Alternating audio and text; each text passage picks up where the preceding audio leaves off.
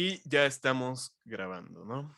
Ya deberían estarnos también escuchando en Facebook.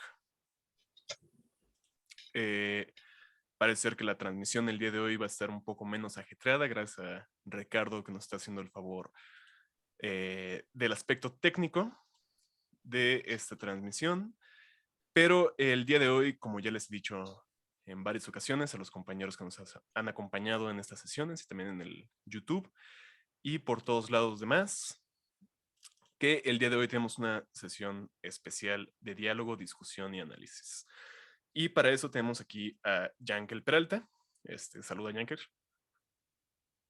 Él es doctor en filosofía, ahorita les vamos a comentar un poquito más.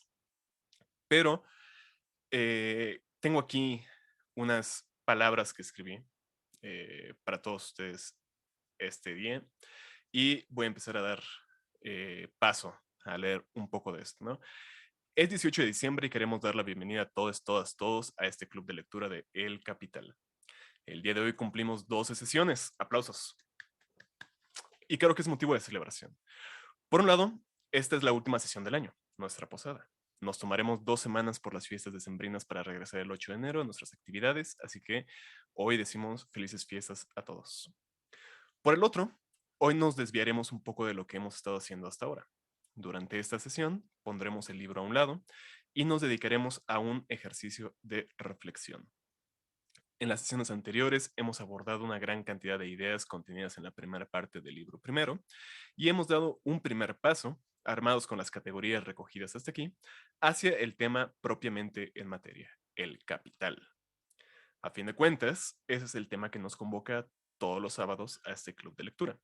Aquí buscamos acercarnos directamente a la obra de autores para entenderlos en sus propias palabras, y en esta primera época nos encontramos leyendo El Capital para entender qué tiene que decirnos Karl Marx justamente sobre ese gran vampiro que estelariza su libro, El Capital. ¿Qué es el capital? ¿Cómo funciona el capital? ¿Por qué parece que compartimos el mismo destino? ¿Y qué podemos hacer para librarnos de su imperio?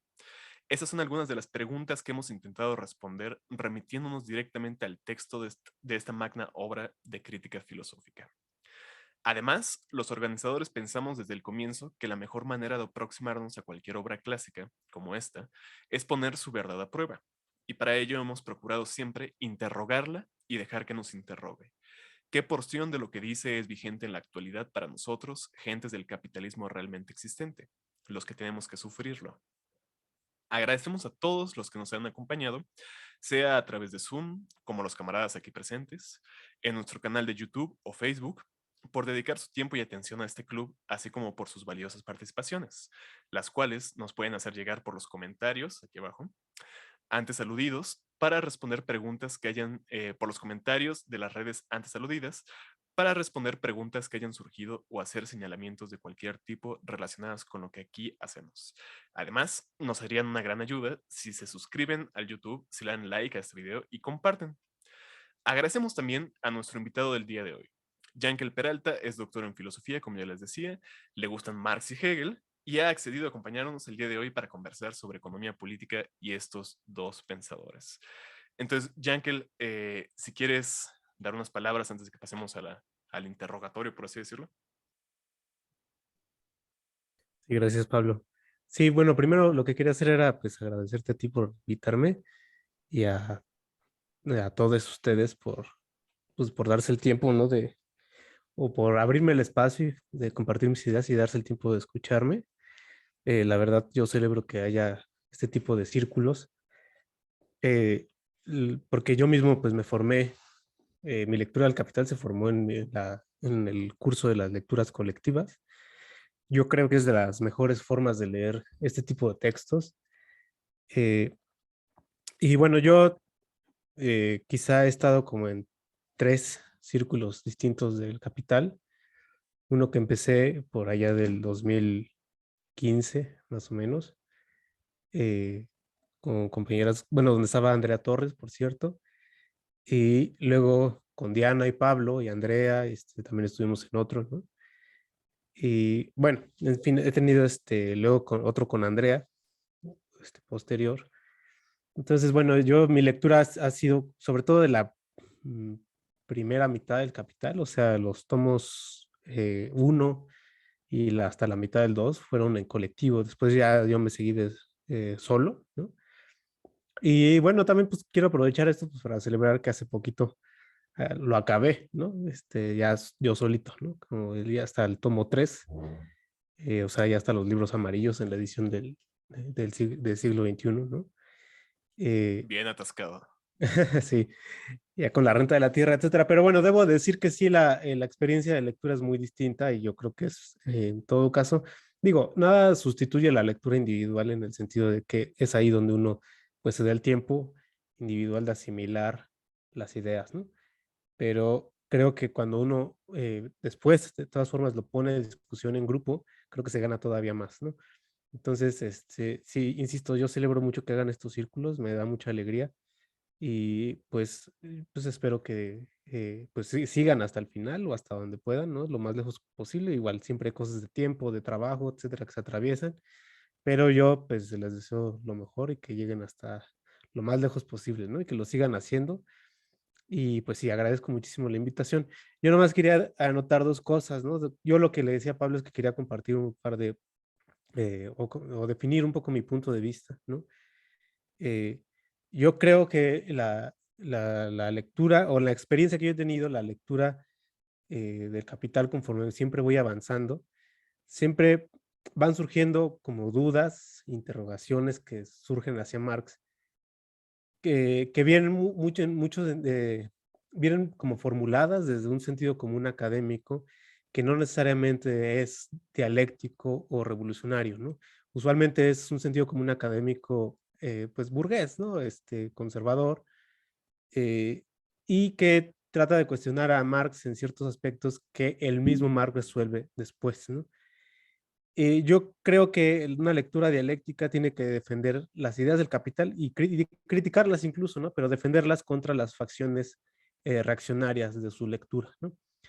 El espíritu del capital, el espíritu dialéctico o la dialéctica, lo que dice o lo que nos dice es que la realidad es contradictoria y porque es contradictoria es falsa y porque es falsa nos induce a su transformación, ¿no? A la transformación racional. Entonces, eh, un texto dialéctico como el de Capital no es un texto neutral en un sentido de contemplativo, quiero decir, sino que está hecho desde el punto de vista de la clase proletaria para la transformación en beneficio de la clase proletaria, que es la gran mayoría de la población, ¿no?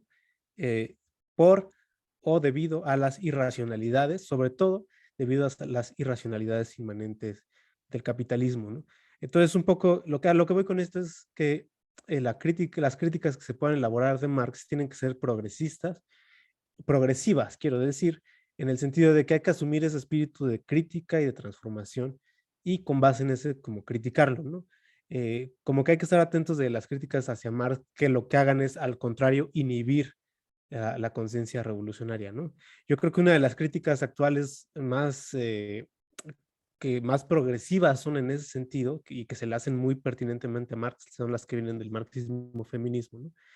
Porque ciertamente hay limitantes en el propio Marx al respecto, pero creo que justo respetan o se mantienen en ese espíritu revolucionario. Pues, ¿no?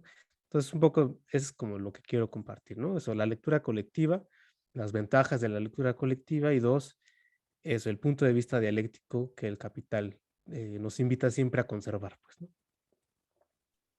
Muchísimas gracias, Yankel. Y yo estoy totalmente de acuerdo contigo, ¿no? La lectura colectiva es un ejercicio muy enriquecedor, pero sí hay siempre espacio para una lectura, digamos, privada o personal, que nos ayude a enfrentarnos directamente uno a uno con los pensamientos y las obras filosóficas, ¿no?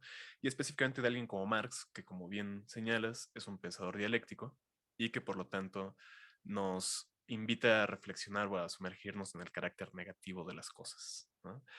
Eh, entonces, como iba diciendo, eh, como les digo hace unos minutos, la gente que sigue esas actividades ha aportado una gran cantidad de ideas e inquietudes que esperamos se vean reflejadas en los temas que elegimos para esta tarde. Al final de esta conversación habrá tiempo para algunos comentarios. Nos los pueden ir escribiendo en el chat o dejándolos en las redes sociales, si nos están viendo en Facebook, o si están aquí con nosotros, pueden tomar la palabra al final cuando hagamos una ronda de preguntas para ir diseminando o disgregando las ideas, ¿no? Leeremos sus intervenciones al final y también al final podrán tomar la palabra, como les digo, ¿no? Para dar inicio, ya para aprovechar el tiempo que tenemos aquí, recordemos que Marx fue, si fue algo, un polemista, y que el Capital constituye su más incisiva crítica y más feroz batalla.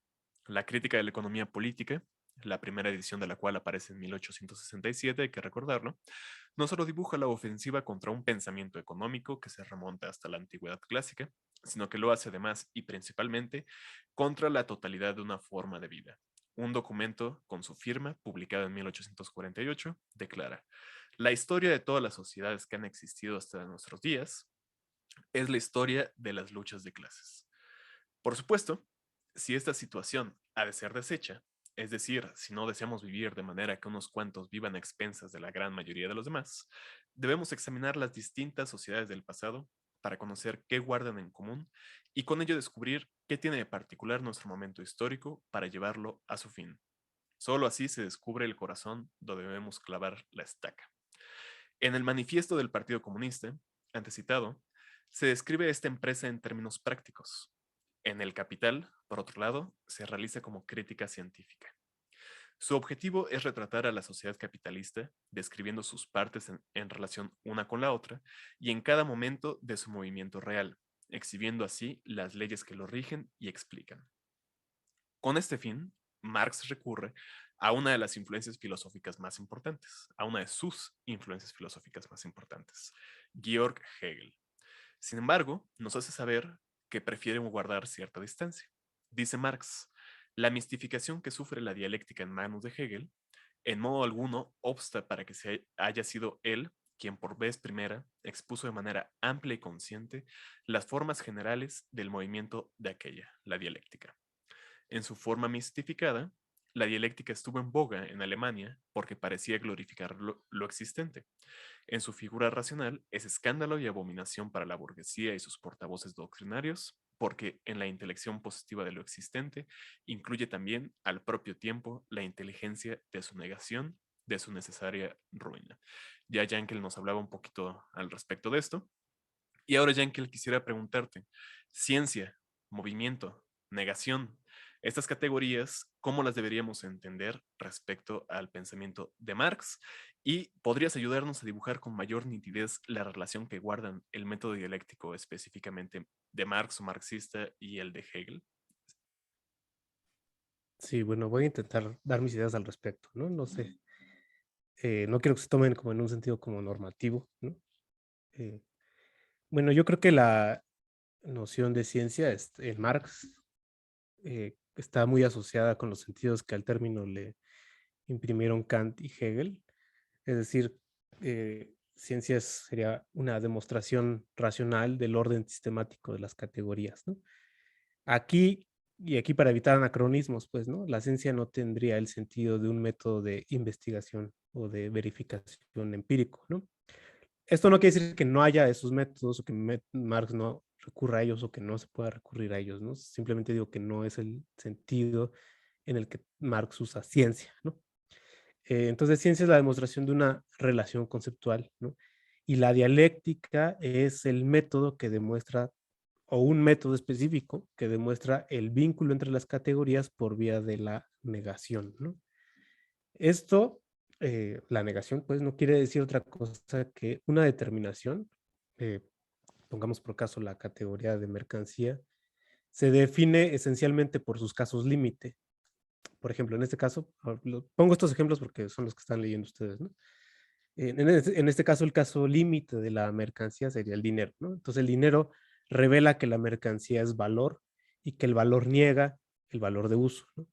Esa negación es la unidad que ofrecen los conceptos, ¿no? O sea, la mercancía es la unidad de esas dos determinaciones que se excluyen, ¿no? Y los conceptos hacen eso, ¿no? O sea, reunir determinaciones por vía de la negación. O eso es al menos lo que propone Hegel, ¿no? Del mismo modo, el dinero es un límite, eh, el capital, por ejemplo, un valor cuyo carácter cuantitativo se revela en el hecho de que su incremento carece de medida, ¿no? Es decir, el capital revela el límite conceptual del dinero en la medida en que se contradice con el dinero en cuanto a cantidad determinada. El capital no tiene un límite cuantitativo, ¿no? Es decir, para ponerlo en otros términos, no hay una cantidad precisa de dinero que sea el capital. El capital, cualquier cantidad de dinero siempre tiene que incrementarse para ser capital, ¿no? Eh, y es esa negatividad la que ofrece el movimiento teórico, ¿no? Que reproduce, digamos, en su idealidad el movimiento de las cosas. Entonces, los valores de uso pueden moverse eh, sin el dinero, en el trueque, por ejemplo, y tener un valor, pero lo que importa es que la forma tendencial de su movimiento cobre realidad plena, ¿no? Lo que solo sucede en este caso en el curso del dinero. Esa, esa realidad plena de la forma del movimiento de la cosa es lo que Hegel llamaba idealidad, ¿no? Es decir, la cosa puesta, idealidad quiere decir idea realizada, ¿no? No es algo abstracto, sino idea realizada. Entonces, la idea de las mercancías que en el trueque puede ser una circulación concreta y que está oculta, solo con el dinero aparece en su realidad, ¿no? Como idealidad. Entonces, solo en el dinero se ve como circulación de valor, es lo que quiero decir, y solo en esa medida aparece la idea realizada, eso es su idealidad, ¿no? Entonces, es justo a propósito de esta idealidad que se supone que se diferencian Hegel y Marx, ¿no? Ambos dicen que la forma del movimiento tiene que estar acabada para luego poder captar su negatividad o carácter conceptual. De ahí el criterio post festum, ¿no? Que ambos comparten, esta idea del búho de Minerva, ¿no? Lo que dice Hegel. O sea, los dos dicen, la cosa tiene que estar plenamente desarrollada para que entonces entendamos la negatividad de su movimiento y el concepto de ese movimiento que sería su idealidad, ¿no? Lo que creo que a Marx le molesta, hasta donde entiendo, es que Hegel presente esa idealidad como la realización de un orden racional y que de este modo trate de justificar lo existente, ¿no? Para Marx la idealidad es el puro índice del carácter conceptual de la realidad, ¿no? Pero no es la expresión de su racionalidad, ¿no? Es decir, la idealidad, la idea realizada sería el insumo de la teoría, pero eso no quiere decir ni mucho menos que la realidad esté racionalmente terminada, ¿no? Entonces yo creo Y por es, otro lado que, perdón. Yank, si lo pusiéramos en términos históricos, sería más o menos como lo que Hegel plantea en Filosofía del Derecho, ¿no? La realización de la libertad en la forma del Estado, ¿no? Y específicamente, si decimos que él está intentando glorificar lo existente o simplemente aceptarlo, se podría ahí caer en la lectura que se hizo de Hegel tras su muerte, que sería, digamos, la lectura clásica del hegelianismo de derecha, ¿no? De que esta idea de libertad es la realización del Estado prusiano en particular, ¿no? Ujú. Nada más para preguntarte si por ahí va la cosa. Sí, yo creo que, o sea, mi interpretación es que de hecho Marx se equivoca en su juicio al respecto de Hegel, ¿no? Lo único que quiero enfatizar es la diferencia que Marx pone él frente a Hegel, ¿no? Es decir, los dos yo diría que comparten, aunque quizá con otra terminología, pero los dos comparten esta noción de la idealidad, es decir, que las cosas en su movimiento son efectivamente, muestran su negatividad, ¿no? Y que esa negatividad se realiza en la forma, ¿no? Y eso es el insumo de los conceptos, pues, ¿no? Entonces, hasta ahí, digamos, están de acuerdo. En lo que no estaría de acuerdo Marx frente a Hegel, desde el punto de vista de Marx, es que para Marx eso implicaría en Hegel una justificación de la realidad, ¿no? Yo creo que Marx se equivoca en ese punto. Eso es lo que Marx le acusa de ser el falso positivismo, ¿no? Eh, es cierto que Hegel ve la idealidad como un indicador de la racionalidad que hay en el movimiento de la realidad, pero la idealidad solo es un insumo de un orden sistemático presentado por la teoría que tiene luego que ser realizado de manera consciente, ¿no? Esto es en la ciencia de la lógica la diferencia entre la idea práctica, la idea teórica, ¿no? Y la idea especulativa. Es decir, que la idea teórica en efecto capta, digamos, el carácter conceptual de la realidad, pero le da un ordenamiento que no corresponde a la realidad. Ese ordenamiento teórico es lo racional que después tendría que ser realizado, ¿no? Entonces, es una tarea, hay otro paso ulterior de la teoría a la praxis, que sería la unidad de la idea, que sería ya la, ¿cómo se llama? La idea especulativa, ¿no? Eh, bueno, lo que voy es que Hegel no necesariamente dice que porque sea una idealidad realizada, una idea realizada, hay una justificación de lo real existente. Lo real existente puede seguir siendo irracional, ¿no? Incluso frente a sus formas idealizadas. Entonces, es un punto, o sea, la realidad sirve del propio criterio de crítica de la propia realidad justo por su idealidad, ¿no? Pero eso no quiere decir que toda la realidad haya alcanzado ese punto ideal. Esa es como la idea, ¿no? De Hegel. Hegel recoge los puntos en los que se idealiza la propia realidad, ella misma, por decirlo así, y esa es el insumo de la ulterior crítica. Pero eso no quiere decir que la realidad misma ya toda, como ya se haya superado, ya haya resuelto todas sus contradicciones, ¿no? Eso es un poco la idea. Entonces, lo que hay de racional, por ejemplo, para extrapolar este argumento, lo que hay de racional en el modo capitalista de producción no es la idealidad que estaría teorizando Marx en el Capital. Es decir, Marx no está justificando la existencia del capital, ¿no? Lo que hay de racional es la socialización de la producción, ¿no? Es decir, ese orden social, esa superación de la producción privada que el capitalismo induce, que es lo que Marx diría que habría que rescatar después en una sociedad comunista o socialista. Digamos, esa idealidad es la que es después materia para una ulterior crítica del capitalismo, ¿no? Pero se encuentra en la misma idealización de la propia realidad capitalista. Entonces, es un movimiento análogo lo que quiere hacer Marx respecto de Hegel, solo que creo que Marx, el joven Marx sobre todo, no captaba muy bien esa idea de Hegel, ¿no? No sé si me di a entender, pero bueno, si no al final puedo regresar a esto porque creo que además era la pregunta más abstracta de las que me hiciste, pero bueno. Sí, la verdad es que es la pregunta que creo que todos vamos a estar rumeando el resto de nuestras vidas, ¿no? La pregunta por la dialéctica. Pero sí, concuerdo contigo. Ahora, pasemos a la siguiente y sobre la marcha vamos viendo si podemos llenar de determinación estas categorías, ¿no? Marx, y nosotros con él, comienza su análisis con la partícula elemental que compone a todas las economías capitalistas, la mercancía. Abriéndola como un cascarón, encuentra que en el hecho de su intercambio se hace presente su valor, la relación social cuya lógica, en última instancia, estructura y regula la organización de nuestras vidas.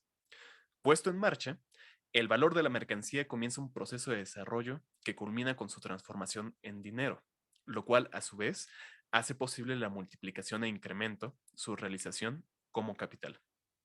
Sin embargo, el dinero que usamos en la actualidad parece muy distinto del que conocía Marx. Con el fin del respaldo de la moneda en oro y la aparición del dinero fiat, hemos visto además un crecimiento cada vez más acelerado del capital financiero y la especulación bursátil. ¿Qué puede decir la teoría marxista del valor sobre estos desarrollos? ¿Se tratan de meros cambios de forma o hay algo esencial en ellos?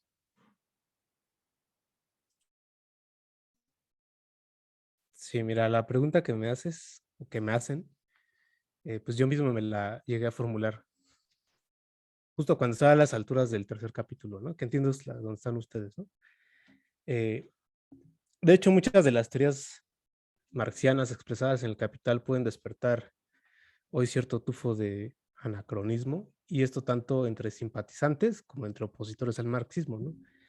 Yo creo, sin embargo, que una vez que uno revisa todo el texto del Capital puede darse cuenta de que se trata de una apariencia generada por el orden de la exposición que Marx dispuso, ¿no?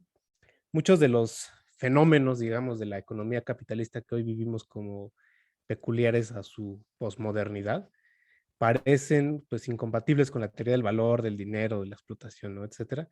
Pero de hecho todos ellos están conceptualizados en el tercer tomo del Capital, que se ocupa justamente de las formas aparentes que adquiere el capital en su circulación, ¿no?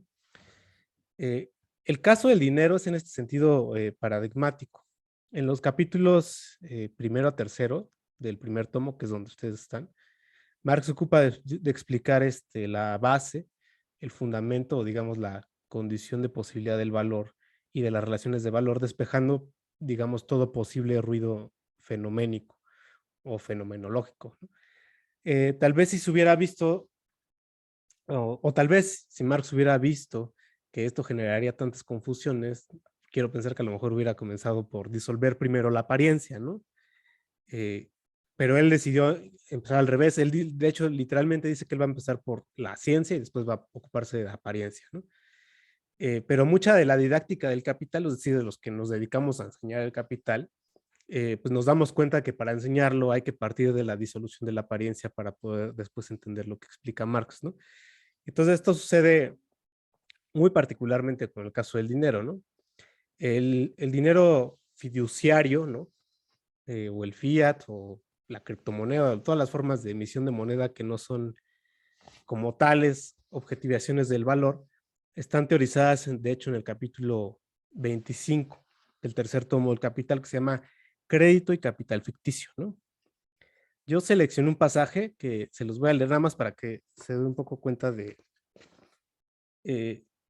porque, bueno, por ejemplo, David Graeber es uno de los que ha opuesto la teoría fiduciaria del dinero contra la teoría que según él estaría defendiendo Marx, que es la del valor mercantil, que de hecho sí la defiende, pues, ¿no? Pero lo que él dice es que Marx no pensó en el dinero fiduciario, y de hecho eso no es cierto, ¿no? Entonces, miren, les voy a leer este pasaje, es un párrafo un poquito largo, pero vale la pena que se los lea todo porque recuerda, por cierto, lo que están viendo ustedes en el capítulo 3, ¿no? Dice, he expuesto anteriormente, en el libro 1, capítulo 3, cómo se forma a partir de la circulación mercantil simple la función del dinero como medio de pago y con ella una relación de acreedor y deudor entre los productores y comerciantes de mercancías. Con el desarrollo del comercio y del modo capitalista de producción que solo produce con miras a la circulación, se amplía, generaliza y perfecciona esta base natural del sistema crediticio. En general, el dinero solo funciona aquí como medio de pago, es decir, que la mercancía se vende no a cambio de dinero, sino de la promesa escrita de pagar una fecha determinada. Podemos agrupar aquí, en homenaje a la brevedad, todas estas propuestas de pago bajo la categoría general de letras de cambio, que sería todo este dinero fiduciario, ¿no? Incluso el especulativo, los bonos de deuda y todas esas cosas, ¿no? A su vez, estas letras circulan como medios de pago hasta sus días de vencimiento y pago y constituyen el dinero comercial propiamente dicho. En la medida en que en última instancia se anulan por compensación de créditos y deudas, funcionan absolutamente como dinero, por más que luego no se verifique una transformación definitiva en dinero. Así como estos adelantos recíprocos de productores y comerciantes entre sí constituyen el fundamento real del crédito, así también su instrumento de circulación, la letra de cambio, constituye la base del dinero crediticio propiamente dicho de los billetes de banco. Estos no se basan en la circulación dineraria, sino en la circulación de las letras de cambio. Entonces, los billetes de banco están basados en el dinero fiduciario. Esa es un poco la idea que dice Marx. Pero entonces aquí ya no tiene nada que ver la idea bueno, no es que no tenga nada que ver, pero la emisión de billetes de banco no guarda relación con el dinero como mercancía, tal y como está expuesto en su sentido científico en el capítulo 3, ¿no? Después cita a un banquero que en una entrevista dice, es imposible decidir cuánto proviene de transacciones reales, por ejemplo, de compras y ventas reales, y qué parte ha sido de creación artificial. Entonces, esto se refiere también al dinero que se emite simplemente con teclazos, ¿no? Y así. Entonces, bueno, creo que lo único que hay que entender al respecto para compaginar estas formas del dinero con la teoría del valor es que el dinero sigue midiendo el valor de las mercancías, aunque su volumen circulante no guarde relación con la masa de valor mercantil efectivamente producida. Es decir, en la versión simple de la teoría del dinero hay una correlación, ¿no? Por la cual el valor del dinero puede medir el demás valor, ¿no? De las mercancías efectivamente circulantes. Ahora, lo que sucede con el dinero crediticio y especulativo y todas esas formas es que empieza a medir valores futuros. Esa sería como la única matiz que quizá creo que habría que entender para poder después entender lo demás, ¿no? Entonces, el dinero fiduciario y el especulativo son asignaciones sobre magnitudes de valor futuras que no son actuales, ¿no? Y es la necesidad de la ampliación del crédito para el modo capitalista de producción el que hace necesario que se rompa con el patrón oro o con cualquier otro valor de uso que sirva como referente, ¿no? Y esto como tal, todo este tema se encuentra en el capítulo 27 del tomo 3, que se llama El papel del crédito en la producción capitalista, ¿no? Entonces, mi respuesta es un poco eso, que como Marx se ocupa primero de la esencia y luego de la apariencia, por decirlo en términos muy clásicos, eh, nosotros lidiamos todo el tiempo con la apariencia, incluso los comentaristas de periódicos, los economistas, pues hablan en eso, de la apariencia. Entonces, parece que hay una incompatibilidad, porque entonces parece que Marx está hablando de otra cosa, de otro mundo, pues, ¿no? Pero una vez que llegamos justamente a las partes donde Marx ocupa el dinero ficticio, del interés, del capital que devenga interés, etcétera, como que toda la realidad entonces empieza a poder cobrar sentido a partir de la lectura del Capital, ¿no? Y sí es un efecto muy, muy extraño, ¿no? Cuando lees el tomo 1 y estás tan metido en esta terminología propiamente de Marx, cuando llegas al tomo 3 y te dice muy al comienzo del capítulo 1 del tomo 3 que aquí se va a ver cómo las formas económicas analizadas en el libro 1 y en el libro 2 adquieren consistencia en la mente cotidiana del capitalista y del obrero, te quedas así de, ¿qué onda, no? O sea, sí es algo un poco contrastante con el sentido común, pero que ya en el tomo 3 pues adquiere esta consistencia, como dices, mucho más directamente relacionada con lo que experimentamos en el día a día de la economía, ¿no? Ahora, al fondo del valor, por supuesto, se halla el trabajo. Esto todavía no hemos llegado del todo a eso en nuestro club de lectura, estamos apenas entrando al capítulo 4, pero ya estamos viendo en diferentes momentos desde el comienzo del Capital cómo el trabajo tiene una importancia fundamental en lo que Marx está intentando decirnos, ¿no? Disculpen. La actividad productiva que pone más valor del que se lleva a casa, el trabajo, tampoco es la misma que en el siglo XIX. Algunos científicos sociales, como el antropólogo del trabajo Enrique de la Garza Toledo, fallecido en marzo de este año, por desgracia, han propuesto que hablemos de un trabajo no clásico, que recoja aspectos de la producción del valor y por tanto del plusvalor que quedan fuera del horizonte descrito en el Capital. Cito a Toledo. En síntesis, entendemos por trabajo no clásico aquel en el que la intervención del cliente es indispensable para que se realice la producción y se tenga el producto, ya sea porque se generan símbolos y se transmiten al cliente o porque el producto es la interacción misma. El diseño gráfico, bueno, termina la cita.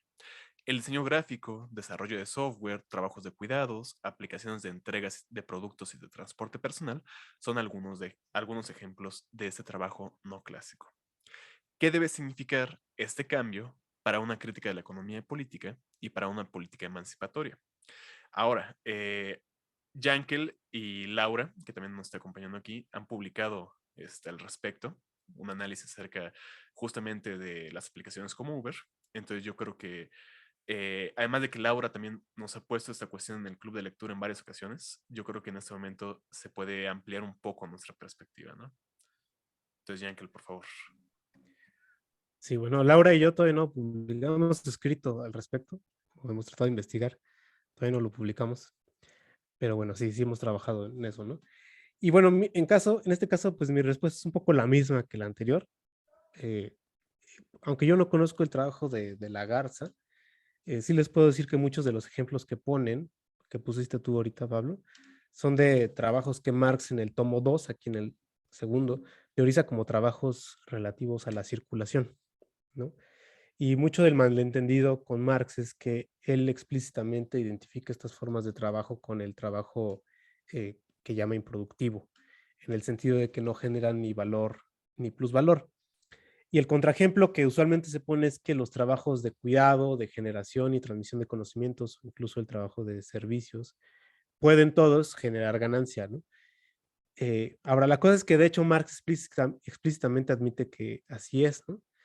Pero la confusión viene de la incomprensión de la categoría de valor. Este es un poco el acento en el que quiero poner, ¿no? Comprender la categoría de valor. El valor mide, esto es quizá el punto central, el valor mide el agregado de riqueza material que circula socialmente bajo la forma mercantil. Es decir, el agregado de cosas tangibles susceptibles de ser consumidas, ¿no? En ese sentido, el valor se contradistingue del costo, ¿no? Que puede medirse igual con un precio, pero que mide la disminución, al contrario, mide la disminución de riqueza material socialmente disponible. Entonces, digamos que en este momento estamos transmitiendo conocimiento, ¿no? Incluso podríamos decir que hasta generándolo.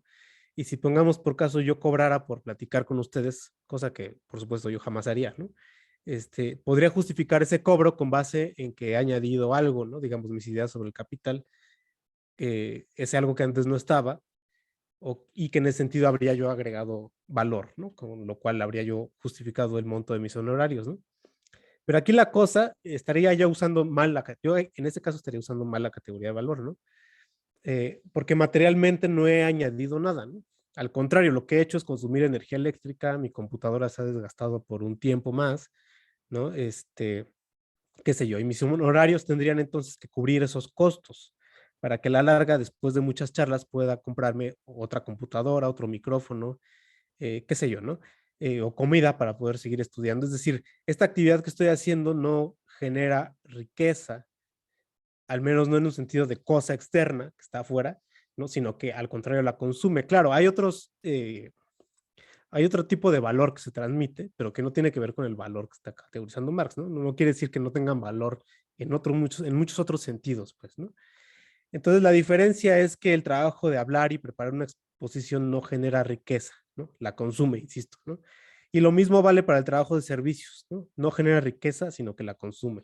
Esto sí lo he platicado muchas veces, bueno, lo hemos platicado muchas veces yo y Laura, ¿no? El conductor o la conductora de Uber no producen carros mientras lo conducen, ¿no? Más bien, justo al contrario, lo consumen. A eso se refiere Marx con que son improductivos, ¿no? Ahora, una empresa puede ciertamente generar ganancia por transferir esos costos a la sociedad cobrando por el uso del carro de un tercero, pues, ¿no? Pero esa ganancia no se basa en un agregado de valor, sino en la transferencia de valor ya producido, o más bien en la transferencia de los costos por el consumo de ese valor ya producido, ¿no? Para más señas de esto está teorizado en el capítulo 6 del segundo tomo, ¿no? Del Capital, que se titula Los costos de circulación. Yo aquí les preparé también otra cita. Aquí Marx aquí el anterior no les dije la página, ¿verdad? Pero bueno, esta cita está en el verde, en el primero de los verdes, en la página 156. Aquí Marx habla del trabajo de un comerciante, ¿no? Dice, supongamos para simplificar el asunto, que este agente que compra y vende es una persona que vende su trabajo.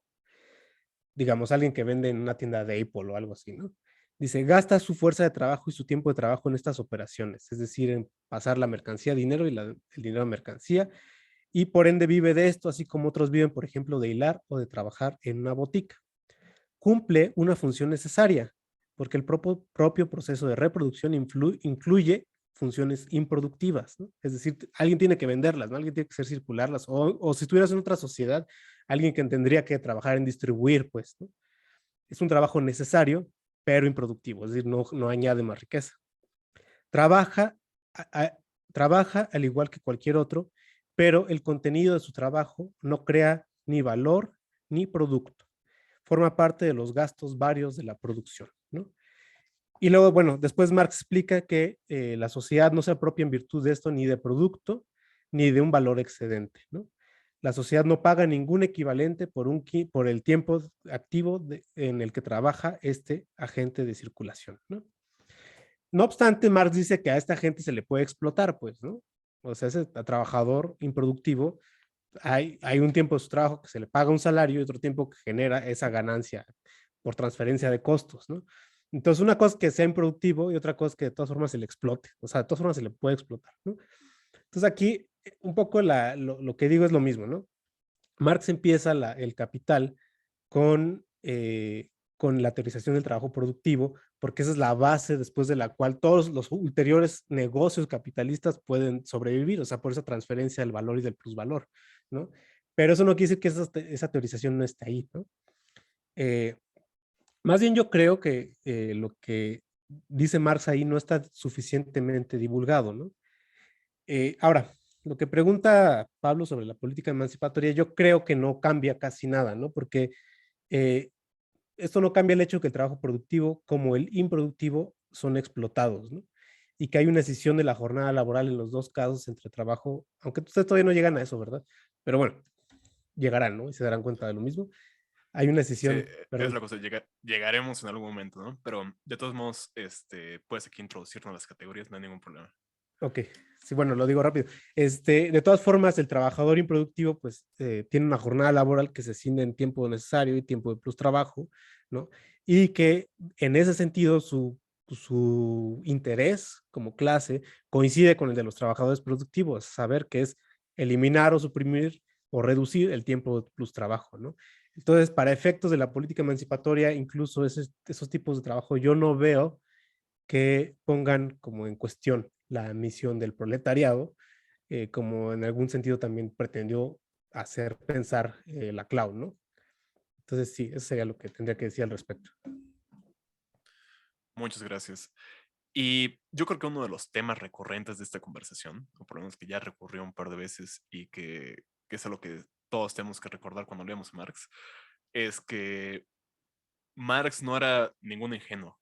Entonces muchas de las objeciones que flotan por ahí en redes tienen que ver mucho con desconocimiento de lo que dijo, ¿no? Y la dificultad obvia de que el capital es enorme, ¿no? Entonces, como mucha gente tiene muy trabajado el libro primero, pero ya en el libro segundo y en el libro tercero se explican cosas que en el primero pueden parecernos huecos, ¿no? Entonces siempre hay que tener en mente eso. Ahora vamos a la siguiente pregunta. Una de las ideas que encuentro más sugerentes en Marx, eso ya es hablando de manera personal, es la de que en el transcurso de nuestro desarrollo social hemos parido una potencia que regresa a dominarnos.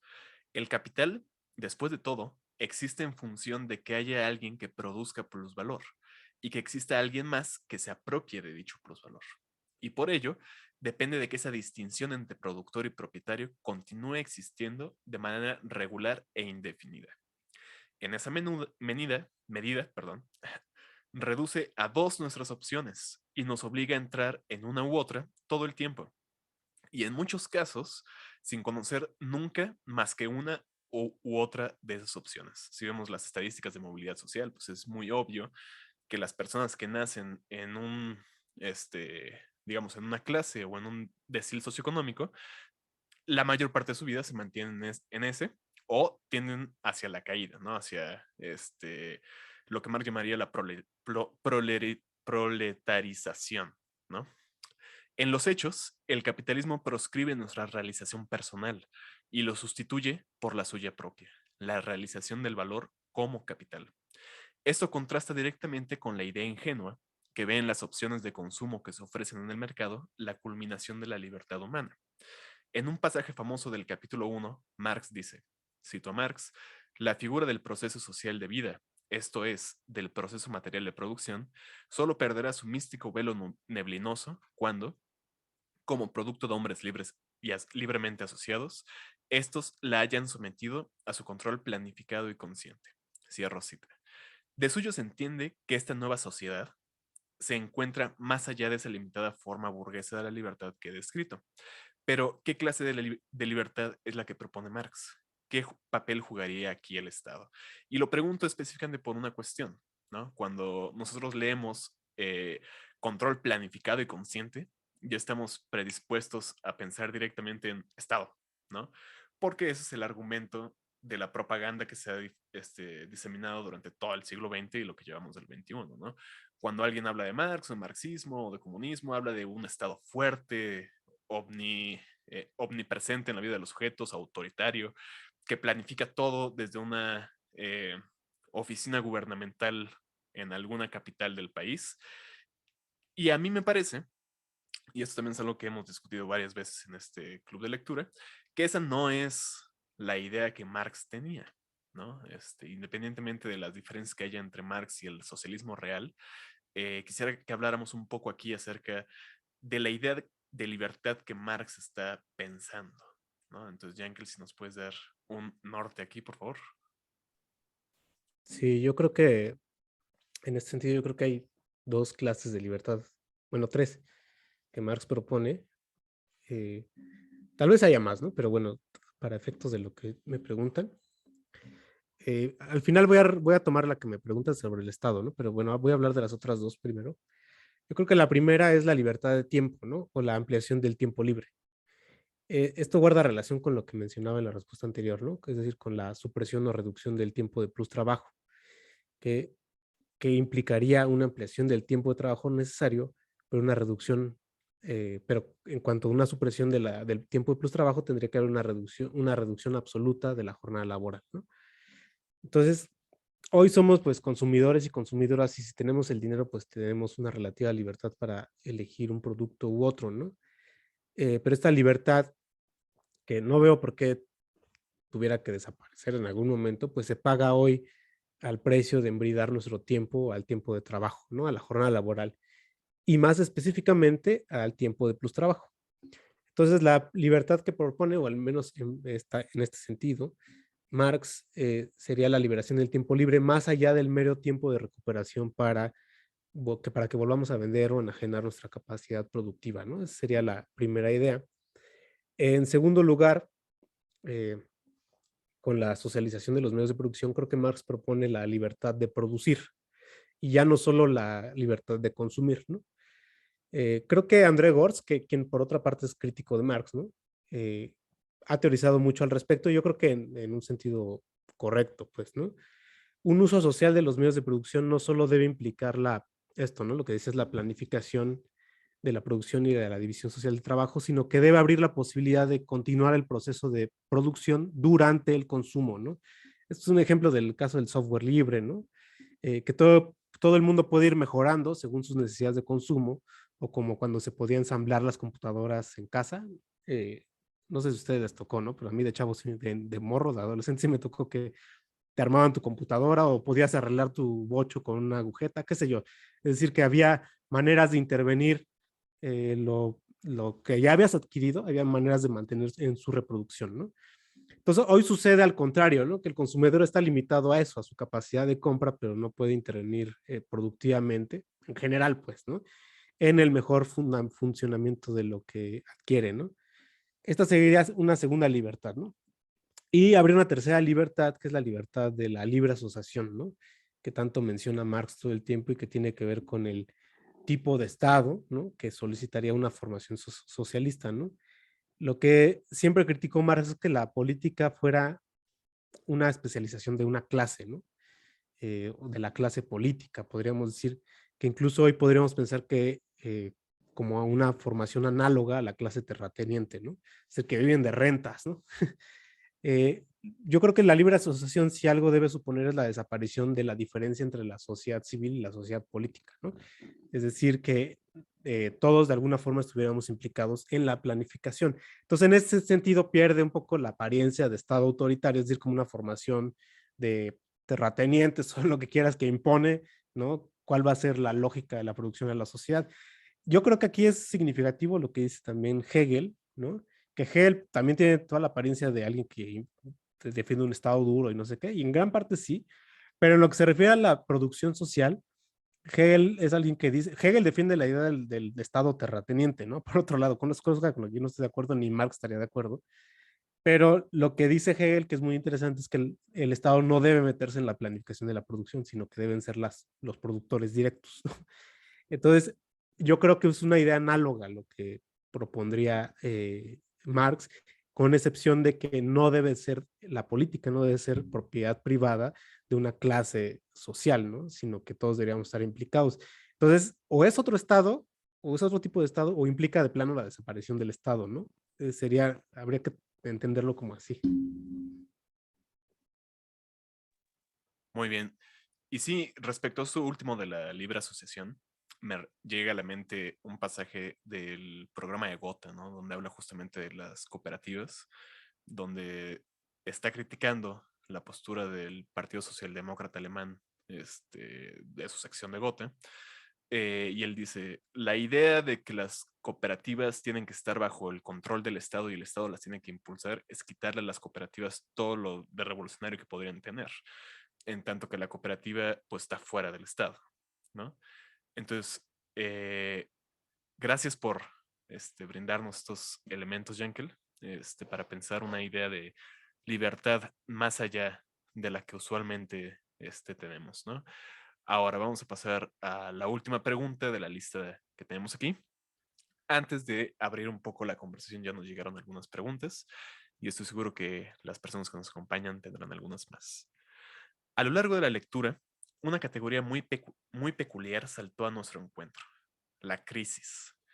Ya figuraba al comienzo del capítulo, perdón, ya figuraba al comienzo de este club de lectura, cuando leímos el epílogo a la segunda edición del Capital.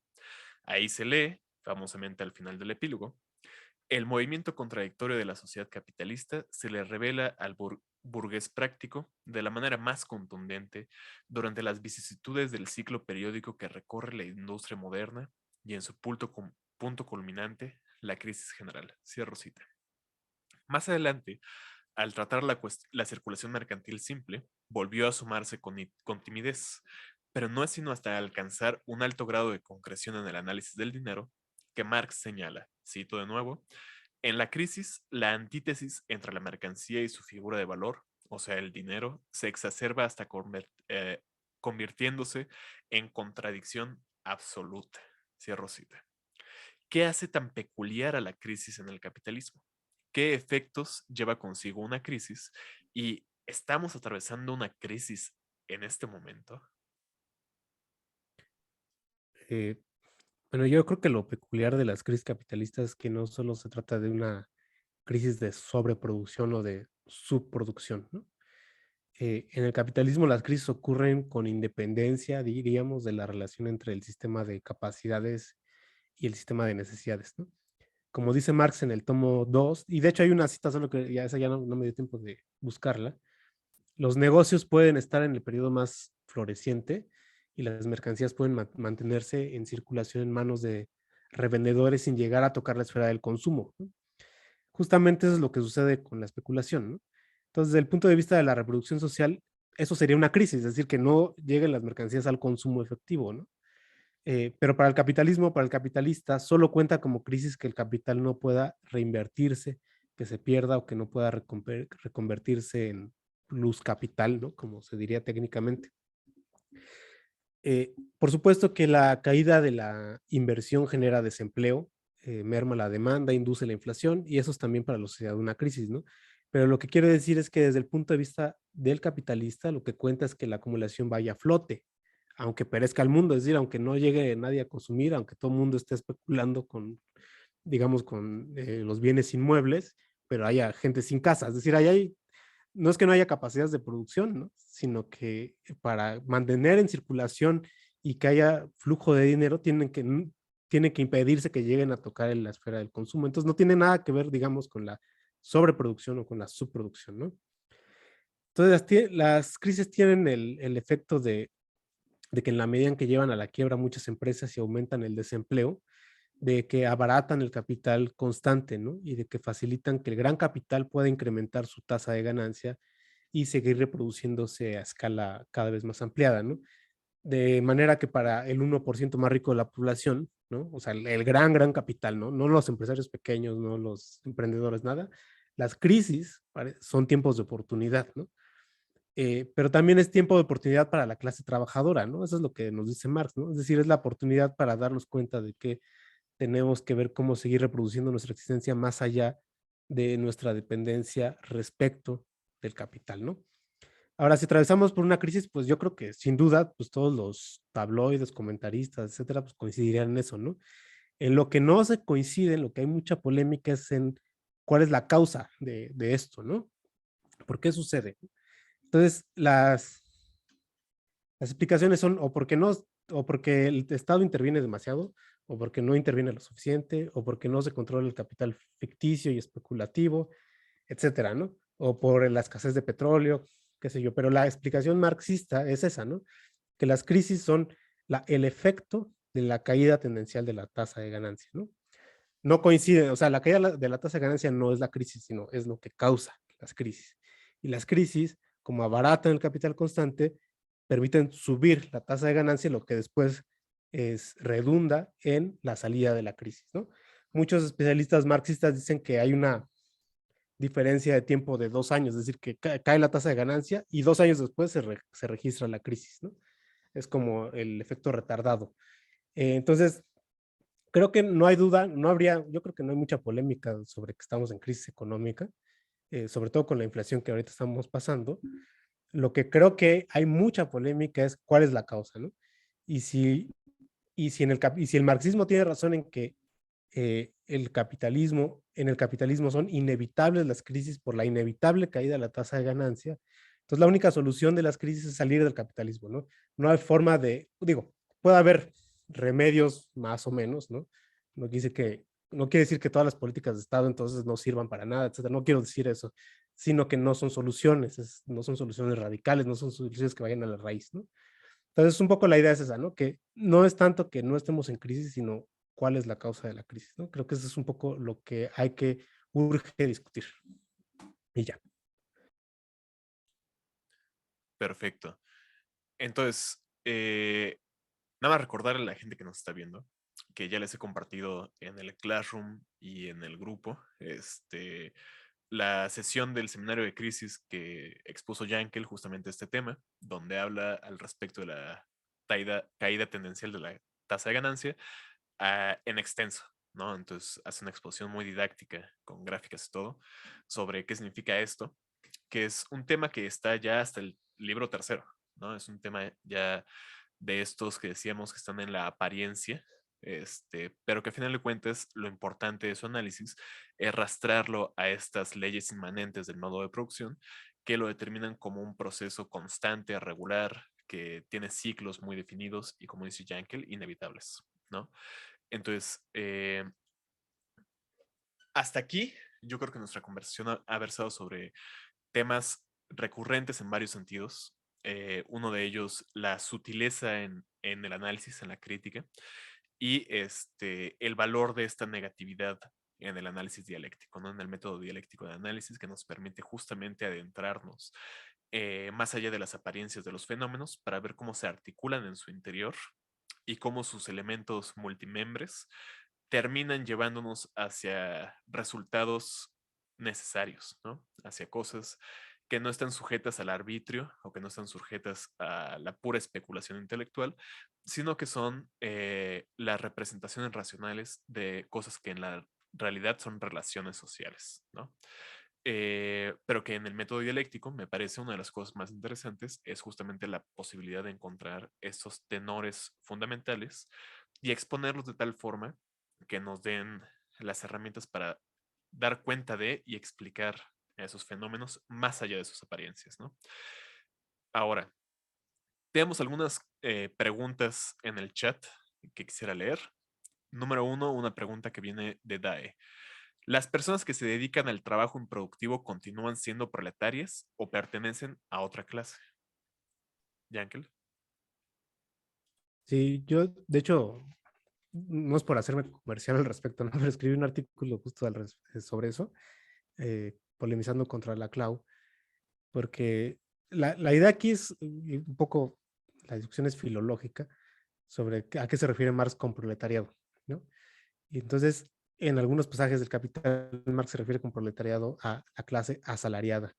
Entonces, si el proletariado es la clase asalariada, sí, en efecto, los trabajadores productivos e improductivos son la misma clase, ¿no? En la medida en que explotados por medio del dispositivo del salario, somos clase asalariada, ¿no? Somos proletarios, quiero decir.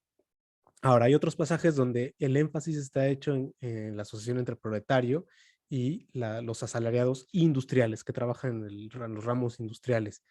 Sin embargo, no es una conexión conceptual, ¿no? Sino más bien se refiere justamente un poco a lo mismo, al orden de la exposición. Marx está hablando del trabajo técnicamente productivo, ¿no? El de la industria textil, el de la industria extractiva, qué sé yo, ¿no?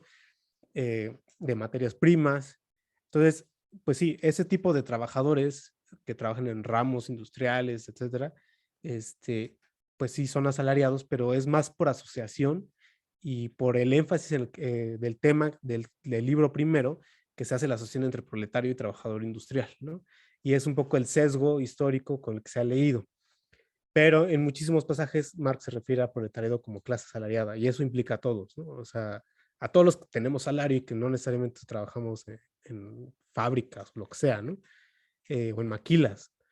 Eh, sí, clase asalariada yo creo que desde un sentido amplio y conceptual, sí es el proletariado y esto implica a los dos, ¿no?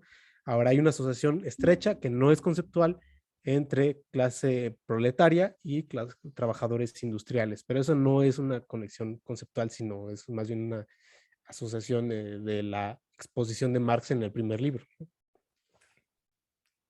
Ahorita ya Lau puso una pregunta específica sobre la clase social, entonces ahorita regresaremos a ello. Pero antes, Aaron nos deja la siguiente pregunta. Acerca de los que integran la economía digital, quisiera saber su opinión sobre la producción de información. Es decir, si bien el chofer de Uber no produce el auto ni la app, ni los teléfonos celulares donde ésta se alija, sí está produciendo información sobre la conducción de autos, que es parte del modelo de negocios de Uber. Vender la información sobre cómo se comporta el tráfico de una ciudad de la misma forma en lugares como redes sociales. Todos los que ahí compartimos algo, estamos produciendo información que luego se vende a empresas para que a su vez nos vendan más productos.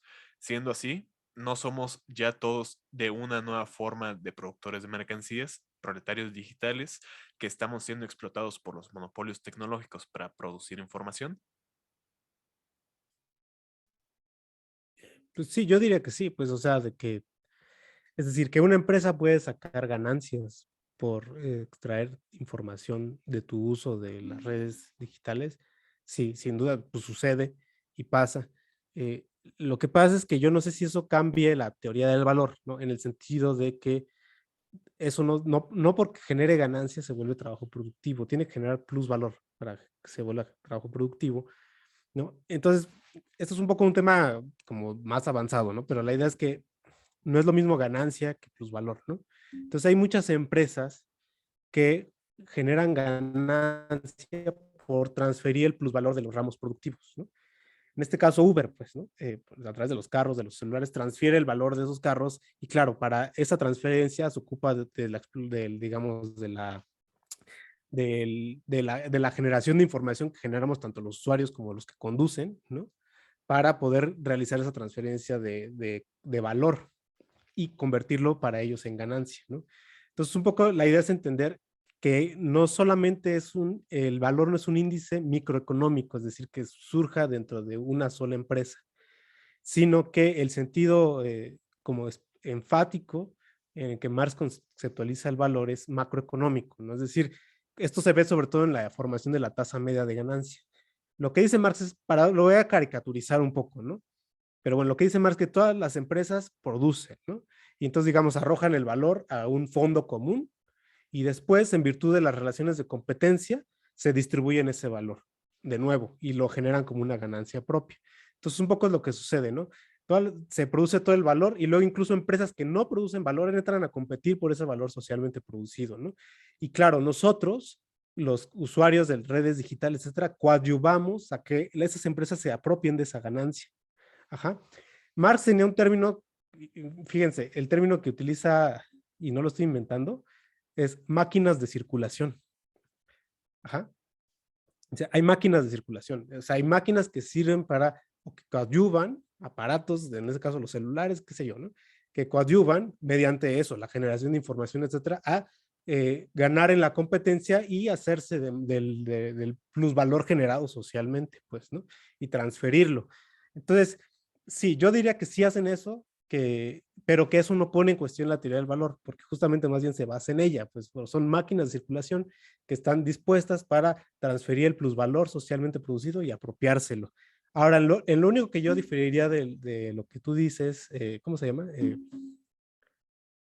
Aarón, Aaron, sí. es que la pregunta es de si no somos ya todos una nueva forma. Bueno, lo somos quizá en la medida en que pues consumimos datos y damos información, ¿no? Y en ese sentido, pues le damos información a las empresas para que ellos tengan ventaja en la competencia.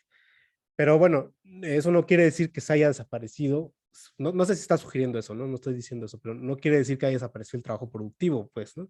Si no, no tendríamos ropa, luz, materias primas, comida, etcétera. Es decir, todo el universo material sobre el que vivimos pues, tiene que seguir siendo producido, ¿no? O las mismas máquinas de circulación, ¿no? O las mismas máquinas de circulación, claro, los celulares, ¿no? Principalmente. Muy bien. La siguiente pregunta viene de Lau y ella pregunta, yo quisiera, si se puede, que Yankel nos hablara en términos generales de la categoría clase social en Marx y que recomendara, si lo recuerda ahorita, secciones en el Capital que hablen al respecto y autores que a él le gusten por su forma de abordar el tema. Eh, sí, yo, bueno, a ver si me acuerdo. No, de los pasajes ahorita exactamente no me acuerdo. Me acuerdo del pasaje del capítulo, creo que es, ay, no me acuerdo, la verdad, creo que es el 7. Bueno, donde habla de la explotación, del tiempo de plus trabajo, lo que dice un poco es que la idea es que las clases se forman por quién explota a quién, ¿no? Entonces, quien le entrega plus trabajo o trabajo excedente a otro, se vuelve en una clase y este se vuelve en otra clase, ¿no?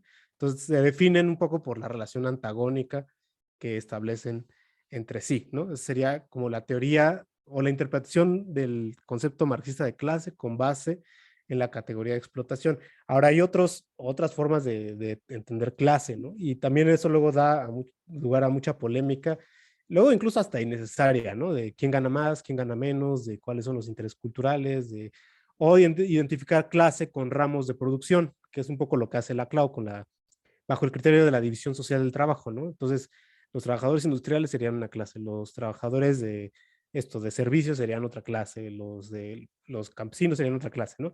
Entonces, ese es otro criterio, ¿no? Por ingresos, por división del trabajo, pero el criterio marxista es por explotación. ¿Quién explota qué y bajo qué mecanismo, ¿no? Y el mecanismo asalariado hace que se explote el plus trabajo de forma propiamente capitalista, ¿no? Entonces sería la clase proletaria tal cual. Ahora, un autor que mencione esto, pues se me ocurre a Olin Wright, a Nikos Poulantzas, este, ¿quién más? Bueno, así de golpe ahorita no se me ocurre otro. Sí, ¿cómo se llama? Eh, no, ahorita me acuerdo, Lau. Me lo dejaste ir muy rápido, pero no, ahorita me acuerdo y te digo. Perfecto, perfecto. Ahora, Cintia tiene una pregunta. Creo que Cintia va a tomar la palabra, si se puede. Sí, gracias. ¿Me escuchan bien? Perfecto, muchas gracias, Cintia. Perdón que no prenda mi cámara, pero imagínense a mí con un montón de ojeras y así estoy. Bueno, gracias por el evento, gracias por este grupo de estudio y gracias, Yankel. Yo tengo una pregunta sobre esta distinción que haces entre Marx y Hegel. Bueno, tengo dos preguntas, pero igual contesta la que quieras. Primero, respecto a la idealidad, porque mencionas que hay en común entre Hegel y Marx que la cosa tiene que estar plenamente acabada para entender su concepto, ¿no? En el sentido de post festum.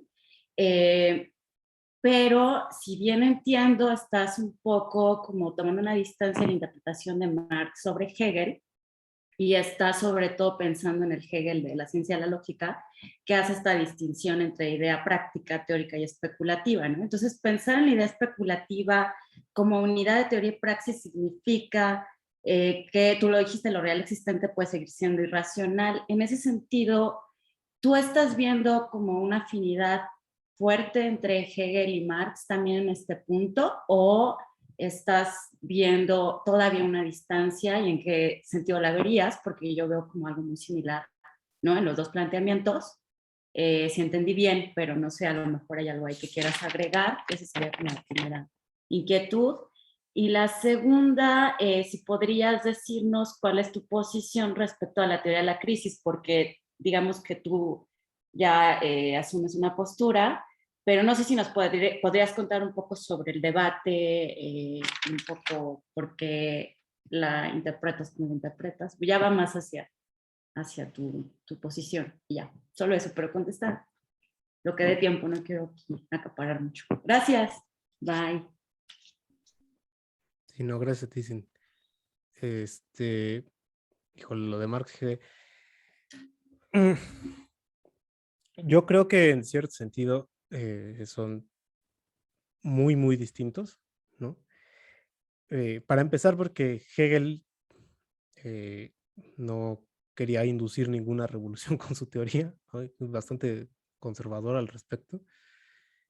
Eh, yo creo que él más iba como, me da la impresión, no es que no quisiera que hubiera transformaciones en el mundo, sino que no que las quería violentas, ¿no? Entonces yo creo que él no sé, aquí ya estoy arriesgando un poco demasiado la interpretación, pero lo que yo creo es que en ese sentido, en su postura frente a una posible revolución social, sí son muy diferentes, ¿no? Hegel no la ve con muy buenos ojos, ¿no? Aunque admite, claro, que la violencia y las revoluciones son el motor, ¿no?, de la historia. No creo que él la esté recomendando o algo así, ¿no? Ahora, por otro lado, la otra pregunta es una cosa un poco más difícil de responder. Mira, yo creo que Hegel tiene un concepto muy elevado de la praxis, en el sentido de que, aunque la praxis no sea plenamente consciente de lo que hace, lleva una racionalidad propia, ¿no? Que la teoría, usualmente, la teoría en términos puramente contemplativos, no en el gran sentido, ¿no?, sino la teoría eh, va retrasada.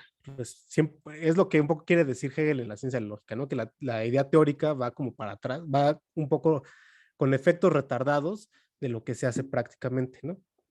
Es decir, una vez en una clase puse este ejemplo, ¿no? Es decir, la conciencia teórica es un poco como cuando, perdón, la conciencia práctica, la experiencia vivida, es un poco cuando uno se enamora, ¿no?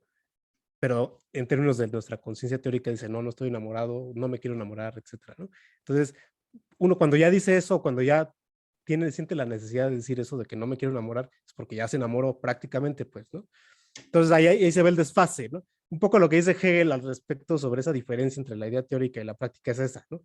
O sea, que la idea teórica va un poco para atrás y entonces lo que tiene que ser la idea especulativa es recoger el recuerdo de la idea práctica y formularlo de forma consciente y decir, no, si estás enamorado, pues, ¿no? O sea, ya te enamoras. Un poco estoy caricaturizando, pero es un poco la lógica, ¿no? De lo que dice Hegel. Entonces Hegel sí le ve gran valor a la praxis porque justamente en el elemento de la enajenación o de la exteriorización, como le llama Hegel, pues tiene experiencias que su propia conciencia no podría tener por sí sola. Entonces lo que tendría que ser la teoría filosófica, la especulativa, es recoger esas experiencias, hacerlas conscientes y, digamos, llevarlo otra vez al plano de la vida reflexiva, ¿no? Entonces yo creo que Marx sí estaría proponiendo una cosa así en el sentido de que, digamos, al teorizar sobre el capital, lo que hace es recordar qué del capital, ¿no?, sirve o tiene efectos para una posible política emancipatoria, ¿no? Más allá de las ideas que los teóricos de la revolución, idealistas sobre todo, se puedan hacer al respecto, ¿no? Entonces, digamos, lo que él dice es que la praxis material está más adelante y lo que hay que hacer es recoger esa vanguardia, digamos, práctica, hacerla consciente y sacar de ahí una revolución, ¿no? Lo que por eso defiende mucho la idea de la socialización de los medios de producción, ¿no? Entre otras cosas. No sé si eso responde a la pregunta. Y había otra pregunta, pero yo no me acuerdo cuál era. Sí, gracias, sí la responde. Sobre la teoría de la crisis, si podrías plantearnos un poco cuáles son los debates. Sí, pues un poco el debate es si las crisis son accidentes del capitalismo o si son inmanentes, ¿no? Y si son inmanentes, ¿a qué se debe esa inmanencia? Entonces, quienes defienden que son externas o son accidentes, pues son quienes, por ejemplo, dicen que se debe a la desregulación del capital financiero, ¿no? Qué sé yo, a una mala política monetaria, qué sé yo, ¿no? Y quienes dicen que son inmanentes, por ejemplo, los marxistas, digamos, habría dos posturas, ¿no? Habría marxistas que dicen que se debe a la sobreproducción, a la tendencia a la sobreproducción, por las necesidades del mercado antes que por las necesidades sociales, ¿no? Y está la otra teoría que dice que no se debe a la sobreproducción, sino a la caída tendencial de la tasa de ganancia, ¿no? Entonces aquí, bueno, aquí es difícil como defender una teoría sin apelar a datos, ¿no? Sin apelar a estadísticas, etcétera, que aquí tendría que traerlas a colación. Pero bueno, yo así como, digamos, de opinión externa, de dientes para afuera, por decirlo así, pues yo suscribo la teoría de la tasa de ganancia porque se me hace la más coherente para efectos de entender la recurrencia de las crisis, ¿no? Porque, porque las otras teorías tendrían que decir que no hay un patrón definido de crisis, ¿no? Sino que siempre se deben a esto, al otro, a lo demás allá, pero no hay un patrón definido de crisis. Y creo que la teoría de la caída de la tasa de ganancia lo que hace es ofrecer una explicación sistemática de por qué suceden, ¿no? Ahora, claro, esas son filias mías teóricas, o que al menos aquí las expreso como filias mías, ¿no? Pero que estarían o están fundamentadas en datos estadísticos, ¿no? No sé si con eso. Sí, sí, muchas gracias. Ya, muchas gracias. Perfecto. Eh, Todas estas preguntas acerca de Hegel y Marx, yo creo que sirven un poco también para poner en cuestión esta tesis altuseriana del quiebre epistemológico, ¿no? Un poco. La idea de que hubiera un primer Marx joven hegeliano y luego un Marx tardío científico o economicista, que a mí siempre me ha parecido algo difícil de sostener, pero que sobre todo en investigaciones contemporáneas pues han lanzado cada vez más relaciones entre, tal vez no directamente Marx y Hegel, pero sí una complejización de la comprensión por parte de Marx del método dialéctico que lo acerca mucho más a los planteamientos hegelianos que antes podía ser considerado. Sin embargo, sí es muy importante esta distinción que nos señala Yankel, ¿no? Esta distinción entre, pues que remite al concepto de praxis, ¿no? Praxis entendida como unión de teoría y práctica, donde a final de cuentas Marx está abogando por una praxis revolucionaria, mientras Hegel no se compromete de entrada con la necesidad de una revolución social. Buenísima la pregunta, Cintia, muchísimas gracias. Y ahora vamos a ir con una pregunta por parte de Ricardo, que dice, ¿el modelo de cooperativas como por ejemplo el caso más emblemático de México, la Cooperativa de Trabajadores de Pascual, son modelos completamente capitalistas o si logran escapar, aunque sea tangencialmente, del modo de producción capitalista? Esta pregunta me parece muy interesante porque va directamente a nuestra comprensión de modo de producción. No sé si lo ves tú así, Yankel, pero dinos un poco, ¿qué te sugiere esto? Mira, yo aquí tengo que confesar mi ignorancia sobre el tema. Es decir, sí estoy medio familiarizado de oídas sobre el tema, pero tendré que conocer bien la cooperativa de la Pascual, ¿no? Para saber si sí o si no. Pero bueno, un poco la idea es si se puede o no se puede que las cooperativas funcionando dentro de una economía global capitalista sean ellas mismas no capitalistas, ¿no? Ese es como el punto, ¿no? Y yo creo que aquí el límite es eso, la ganancia, porque para que una empresa, esto en términos generales, no hablo en particular de la empresa Pascual, ¿no? Eso tendría, insisto, tendría que saberlo yo de primera mano. Pero en términos generales, la idea es que las empresas tienen que sobrevivir en la lógica capitalista, ampliando el volumen de su producción, digamos, para hacer frente a la competencia, ¿no? Y eso supone que generen una ganancia, y eso supone que generen un tiempo de plus trabajo y explotación, ¿no? Ahora, en el caso de las cooperativas, ¿cómo se genera esa, o puede generar esa ganancia sin relaciones de explotación, ¿no? Esa sería como la pregunta esencial que habría que responder, y yo no sabría decir a ciencia cierta si Pascual lo ha logrado hacer o no. Lo único que quiero señalar aquí es, digamos, que hay un límite macroeconómico que toda cooperativa tiene que enfrentar, que es eso, el volumen de la ganancia, la tasa de ganancia, mantenerse en cierta tasa de ganancia para poder hacer frente en repetidas rotaciones del capital a la competencia que se le enfrente, ¿no? Entonces, ahí lo que yo diría es que las cooperativas son un buen índice, digamos, de socialización o de una propuesta postcapitalista de producción, pero que tienen que ir coordinadas de todo punto siempre como partes de un proceso de transformación del modo de producción en total, ¿no? Entonces sí, pero bueno, en particular Pascual no sé, no sabría decir, me arriesgaría aquí demasiado a especular al respecto.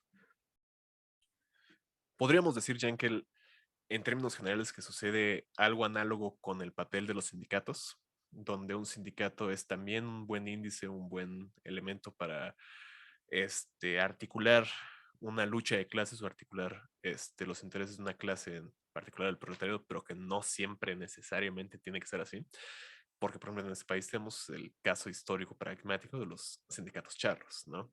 Que son asociaciones de la clase obrera, pero que no tienen una intención revolucionaria. Así como una cooperativa puede ser, en principio, una organización que en su propia forma, en su propia relación interna, pueda ser útil para los intereses de una clase, pero no necesariamente puede ser así, ¿no? Puede ser una cooperativa donde simplemente se estén reproduciendo los mismos tipos de relaciones que existían en una firma capitalista, digamos, ¿no? No sé si tú ves ahí una analogía pertinente, o si crees que está errado lo que digo.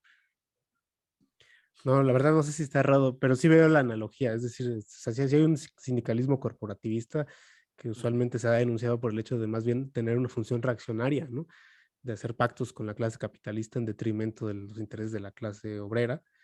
Y yo creo que ahí lo que más bien es índice de un progreso social son los sindicatos autónomos, ¿no? Eh, para los cuales de hecho hay un derecho, ¿no? Pero bueno, o sea, yo creo que sí, sí entiendo la analogía. No sé si aplica en el caso de las cooperativas. Insisto, habría que ver qué formas de trabajo tienen y cómo, y la forma en que gestionan el plus trabajo, ¿no? Si lo gestionan de una forma de tal manera que se genera una clase, entonces de facto serían capitalistas, ¿no? No sé, eso habría que verlo con cuidado, insisto, esos no son mis temas, ¿no? Pero sí veo la analogía que dices con lo del sindicalismo, pero yo creo que el buen índice es que sean sindicatos libres, autónomos, pues, ¿no? Si están formados en el pacto con la clase capitalista, yo creo que pues, son sospechosos, no sé. Sí, totalmente. Pero bueno, eso también sirve para recalcar el tema que Marx siempre está recalcando de el carácter de la lucha de clases, ¿no? O sea, que a final de cuentas es el factor decisivo en muchos momentos. Si hay el interés de una clase representada o no la hay, ¿no? Yankel. Sí, lo que quería decir, sí, quería decir un poco esto porque lo quería decir al inicio, es que una de las cosas que yo he entendido a lo largo de leer El Capital es que puede parecer, puede tener la apariencia de ser economicista, justamente por este tipo de índices, ¿no? Tasa de explotación, acumulación, tasa de ganancia, qué sé yo, ¿no? Pero lo que hay que darse cuenta, y creo que no es para nada descabellado decir que lo que está de fondo es la lucha de clases, ¿no? Cuando crece la composición orgánica, lo que quiere decir es que la clase capitalista está avanzando, invirtiendo más en medios de producción en detrimento de la clase obrera, ¿no? Cuando se compensa la tasa de ganancia por el incremento de la tasa de plusvalor, ¿qué quiere decir? Que hay más intensificación del trabajo, que hay más desregulación, etcétera. Es decir, que lo que está de fondo a toda esta movilización de índices económicos y macroeconómicos es la lucha de clases, ¿no? Es, digamos, una expresión cosificada de lo que mueve, digamos, la producción capitalista, que son sus relaciones de producción, su lucha de clases, ¿no? A mí me gusta mucho la metáfora que usa Hegel para expresar esto, que es cuando habla de la praxis que, que sustenta o que fundamenta toda una conciencia sobre el modo de vida. La praxis que fundamenta esa conciencia sobre el modo de vida es, le dice, el oscuro tejer del espíritu, ¿no? Entonces, la lucha de clases es eso, es el oscuro tejer del espíritu, es lo que no vemos y solo vemos ya reflejado en índices, en crisis, en inflación, etcétera, ¿no? Pero eso que está de fondo, día a día, y esto también seguramente, no, bueno, no sé, Lau tal vez esté de acuerdo conmigo, pues lo que vemos es día a día es la lucha de clases por intensificar el grado de explotación, por desregularizar los derechos de los trabajadores, etcétera, ¿no? Entonces, no es algo mecánico, es lo que quiero decir. Que la tasa de ganancia caiga o que suba la composición orgánica no es un efecto mecánico de una función, de unas relaciones puramente económicas que sucedan al margen de la actividad. Al contrario, más bien es el reflejo cosificado, ¿no? El fetichista, pues, ¿no? Reflejo fetichista de la lucha de clases, ¿no? También en ese sentido me parece muy interesante. Eh, que, por ejemplo, en el libro tercero, y hablando ya otra vez acerca de las apariencias, en contraste con la perspectiva de la producción que está en el libro primero, y la cuestión científica, que Marx, al analizar la ley tendencial de la baja de la tasa de ganancia, llega a afirmar incluso que una de las, porque esto también lo pueden ver en el video de Yankel, pero lo que define o lo que estipula la tendencia a la baja no es que el capital fijo o el capital variable baje en uno con vez del otro, sino la diferencia proporcional entre el aumento de ambas, ¿no? Que el capital fijo aumente a mayor velocidad que el capital variable. Y eso es lo que en última instancia determina que la tasa de ganancia va hacia la baja. De nuevo, ustedes pueden checar el video de Jenkel para ver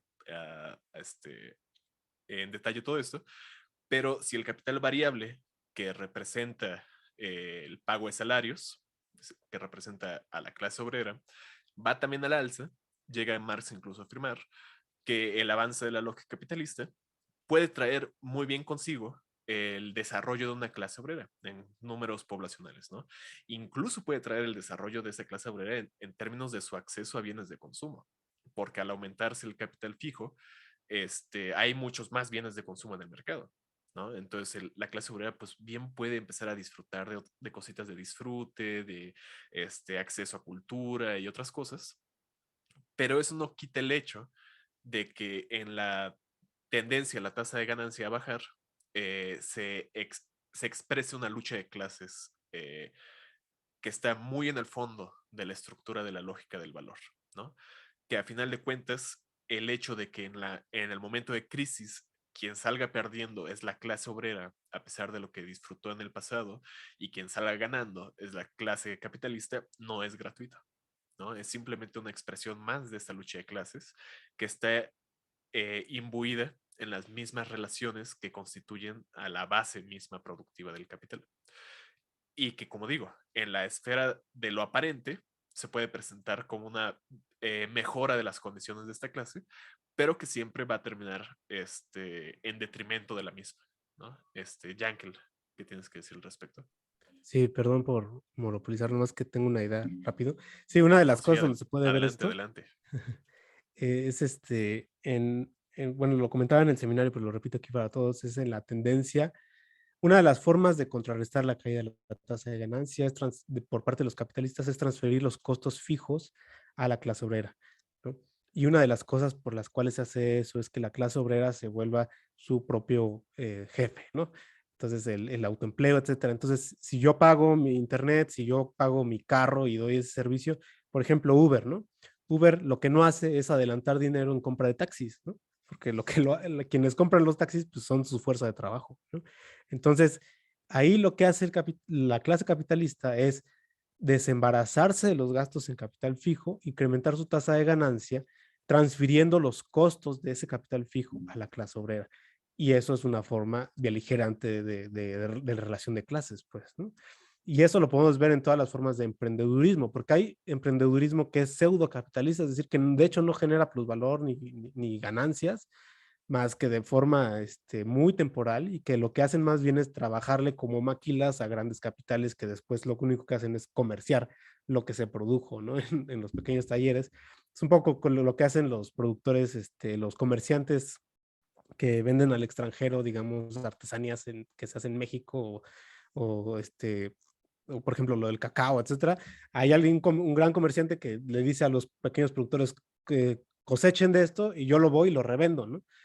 Entonces lo que hace él es transferir esos gastos constantes, él ya no invierte en tierra, etcétera, etcétera, deja en autonomía, digamos, de eso, pero lo que hace es sacar, de todas formas, extrae el plusvalor cuando lo vende, ¿no? Entonces, y se apropia de una mayor tasa de ganancia porque se ahorra el capital constante, ¿no? Entonces, eso es lucha de clases, es lo que quiero decir. O sea, Yankel, ¿nos estás diciendo que Starbucks no vende café oaxaqueño por el- lo benevolente de su corazón? No, Eso es claro lo que que no. nos estás diciendo. Pero sí, eso justamente es el tipo de cosas que a mí me parecen que eh, explica un poco por qué Marx comienza como comienza, ¿no? Por qué la apariencia la deja al final. Porque al final de cuentas son cosas contraintuitivas, ¿no? O sea, en una intuición de sentido común, una intuición de conciencia cotidiana, uno podría decir, ah, bueno, pues está muy bien que Starbucks le compre a los trabajadores de Oaxaca y vaya a vender su trabajo en el extranjero y eso da a conocer a México y lo que sea, ¿no? Pero ya analizando el plexo de relaciones donde ese acto de venta se da, ya entonces empiezas a entender cómo hay un beneficio que no está regresando a las comunidades, pero que sí está manteniendo, funcionando a una máquina social como Starbucks que se dedica a acumular y acumular y acumular en detrimento de las personas que de hecho están haciendo la producción. Entonces, ahora Lau tiene otra pregunta. Y esta pregunta está muy interesante, la verdad está muy, muy chida. Y sé que hay muchísimo debate al respecto. ¿Cuál es tu opinión, Yankel, acerca de la idea de que en términos muy generales las mujeres pueden entenderse como una clase social explotada por los hombres? en el entendido de que hubiera una clase hombre, una clase mujer, sin perder de vista las múltiples intersecciones posibles. Por ejemplo, algunas de las mujeres explotan la fuerza de trabajo de otras, pero los indicadores de instancias como la OIT o la ENUT indican que siguen siendo las mujeres, en términos generales, quienes realizan la mayor cantidad de plus trabajo en el ámbito privado doméstico, en comparación con los hombres. Yankel, ¿qué nos puedes decir al respecto? Sí, quiero ver si entendí bien la pregunta. Bueno, si empiezo por el final. Si la distribución de trabajo doméstico, digamos, fuera equitativa, entonces yo diría que no habría plus trabajo, ¿no?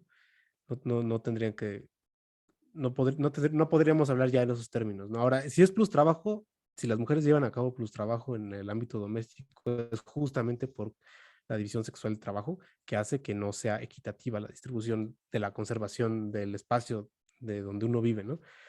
Ahora, yo creo que si seguimos el criterio de que la explotación define clases sociales y si las estadísticas lo corroboran, pues yo diría que sí, sobre todo si hablamos con base en esto, ¿no? Del trabajo doméstico, de que las mujeres, o sea, plus trabajo, ¿qué quiere decir? Lo voy a poner, igual no me estoy explicando. Plus trabajo quiere decir que yo trabajo de forma coaccionada para otro, ¿no?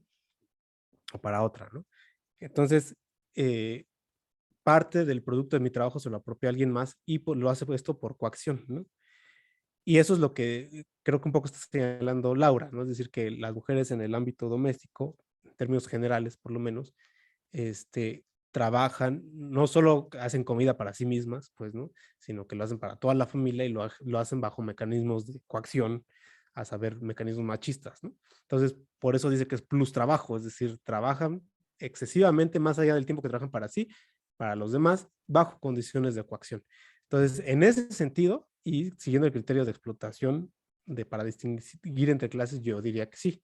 Ahora, aquí la cosa es, claro, y esta discusión me rebasa porque yo no tengo las herramientas históricas, ¿no? Pero la cosa es el criterio para distinguir entre quiénes son hombres, quiénes son mujeres, sin, digamos, caer en estereotipos de lo que sea una cosa o la otra, o en identidades fijas, ¿no?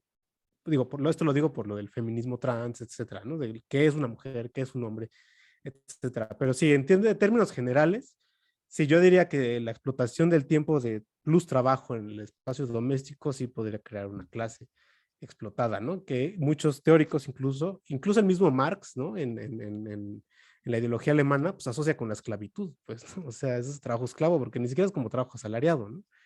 Se paga a esa persona que hace el trabajo, a esa mujer que hace el trabajo, el tiempo de plus trabajo, pues se le paga con comida y ya, pues, ¿no? Ni siquiera se le da la relativa libertad que tendría un asalariado, ¿no? Entonces, pues sí. Muy bien. Cintia levantó la mano, entonces, por favor. Sí, sobre lo que mencionaron, tengo nada más una como distancia porque no sé si el tema de coacción se aplica en el asunto de la familia porque, bueno, un poco esta división sexual del trabajo también está, digamos que guiada y posibilitada por este asunto del amor, ¿no? Y el tema de cuáles son los lazos afectivos que fundamentan esa organización social que es la familia y que si hay este constructo, ¿no? Del amor asociado con la división del trabajo, no sé si se pueda pensar en términos de coacción, ¿no? Un poco mucho lo que se ha puesto en el centro. La crítica a la familia, pues es justo que el amor venga asociado con este deseo de tomar ese lugar, ¿no? Digamos, en la reproducción social dentro de la familia. Eh, y que a veces implica, como bien lo mencionan, ¿no? Un sacrificio mayor, un desgaste mayor. Solamente eso, pero bueno, en todo lo demás igual estoy muy de acuerdo. Ya. ¿Contesto? Sí, por favor. Ok, bueno, yo creo que no estoy familiarizado con las discusiones, pero en la medida en que el amor o en nombre del amor se chantajea a las personas para hacer cosas, pues sí es coacción, ¿no? Este, no sé, y eso yo entiendo, claro, es una forma tóxica de amor, ¿no? Pero eso no le quitaría el carácter coactivo, ¿no? Si por chantaje alguien dedica más tiempo de su vida a trabajar para los demás en sacrificio de sus propios intereses, yo cuestionaría que las otras personas de hecho tengan un amor sincero o no tóxico para esa persona que trabaja de más, ¿no? A lo que voy con esto es que el uso de un amor, llamémosle, tóxico, no quiere decir que no exista la coacción, ¿no? Eh, yo creo que incluso es una forma un poco perversa, ¿no? De coaccionar a la gente, incluso más perversa que si alguien obligara así francamente a trabajar, porque se vería, ¿no? De forma directa que me están obligando. Claro, En cambio, si me chantajean, es claro, más, psicológicamente es más abusivo. Bueno, no claro, sé si más abusivo, pero por lo menos psicológicamente se afecta muchísimo, ¿no? No sé si más o claro. menos, ¿no? Eso no soy quien para decir si es más o menos, pero lo que veo es que sí puede ser esos mecanismos de chantaje en nombre del amor, sí pueden servir de mecanismos de coacción, ¿no? Yo diría incluso que así funcionan, ¿no? Eh, no sé. Sí, no, sí, sí, yo también estoy de acuerdo. Solamente estoy como un poco pensando en estas discusiones que hace Simón de Beauvoir cuando piensa en el sujeto particular que significa la mujer, porque ahí más, pero es más como una indagación y una pregunta. Y sí creo que hay una distinción entre la esclavitud, la explotación y este tipo, ¿no? Porque creo que no es igual. O sea, sí, sí, vaya, es coacción en todos los sentidos, pero creo que también tiene otros elementos más psicológicos, no sé cómo llamarlos, no para justificarlo, sino un poco para entender que mucha de la relación y el lugar que tienen las mujeres en las familias tiene o está atravesado por eso, y cuán difícil primero reconocer esa coacción y luego también encontrar en qué sentido se distingue esa coacción, ¿no? Eso creo que sí tienes ahí un punto, con otro tipo de relaciones de, pues no sé cómo decirlo, de explotación o de, ¿no? Sí, o sea, esto que mencionas del plus trabajo. Eh, que sí tienen una distancia con la dificultad o no que tuvieron los esclavos para reconocerse esclavos, los trabajadores para reconocerse explotados y las mujeres para reconocerse como esa clase, ¿no? Esto a lo que estamos apuntando con la pregunta de la esta clase otra, justo cuando el lugar que tienen social, y aquí estoy pensando en este texto que leímos también, el de tráfico de mujeres, ese lugar que tienen está posibilitado por el lugar que generan en el parentesco y en ese sentido su propia identidad está y se juega en esa manera en la que se dan a los demás, ¿no? Las mujeres, como ese lugar social que tienen, eh, como en muchas culturas, ¿no? Entonces, bueno, un poco como que, no sé, solamente ese matiz, que es un tema muy difícil de reconocer, ¿no? Ya, solamente como por ahí va. Pero gracias. Sí, yo creo que lo de la esclavitud Marx en la ideología alemana lo dice un poco en analogía. Eh, digo, no sé, no creo que lo esté diciendo como que la producción doméstica sea un modo de producción esclavista como tal. Yo creo que lo dice en analogía con los esclavos, así como cuando dice que, y eso lo dice en el Capital, cuando dice que cuando el obrero manda a sus hijos a trabajar, como los hijos no tienen edad legal para emanciparse, entonces se vuelve de facto en traficante de esclavos, le dice, ¿no? Porque todos los niños trabajan pues sin ninguna remuneración, pues, ¿no? Entonces yo creo que lo está diciendo en analogía. Ahora, claro, habría que ver las diferencias específicas y no estoy de acuerdo. Pero creo que lo único que quiere señalar con eso es eso, que es un trabajo que bajo coacción, que además no tiene el dispositivo salarial que le da una relativa libertad o autonomía a quien recibe el salario, ¿no? Y relativa, ¿no? También aquí es, hay que ver cuánto es el salario. Entonces, hay ciertas más condiciones para ver eso, ¿no? Pero ya, cierra todo. Perfecto. La verdad es que la discusión está buenísima. Es un tema muy interesante justamente cómo se articula ya en términos reales el carácter de clase de ciertas poblaciones. Y como podemos ver aquí, se podría incluso hablar de más de una clase dentro del modo de producción capitalista si es que entendiéramos a la mujer como una clase distinta, ¿no? Pero yo creo que al margen de las dificultades obvias que ya se estuvieron planteando aquí acerca de cómo tematizar el asunto, eh, la cuestión del amor en particular y la cuestión de la familia en el pensamiento de Marx sí da este tipo elementos para pensarlo en este sentido, ¿no? Además de la ideología alemana, en el manifiesto del Partido Comunista también hay una sección sobre la familia, donde se expresan los autores, Marx y Engels, en los mismos términos en que lo hicieron en la ideología alemana, ¿no? Y en el trabajo acerca del suicidio que escribe Marx, está esta famosísima frase donde dice que el celoso es un amante como propietario privado, ¿no? Entonces, el amor siempre adquiere una consistencia, una determinación histórica dependiendo de la forma en que se expresa entre los sujetos, y en el modo de producción capitalista se expresa como si fuera un análogo de la relación de propiedad privada, que lleva justamente a estas relaciones jurídicas de las que habla Jans acerca de cómo, aún sin título de propiedad, se puede disponer del trabajo ajeno por derecho, ¿no? Por tradición o por las líneas ¿cómo se dice? De herencia de la propiedad, ¿no?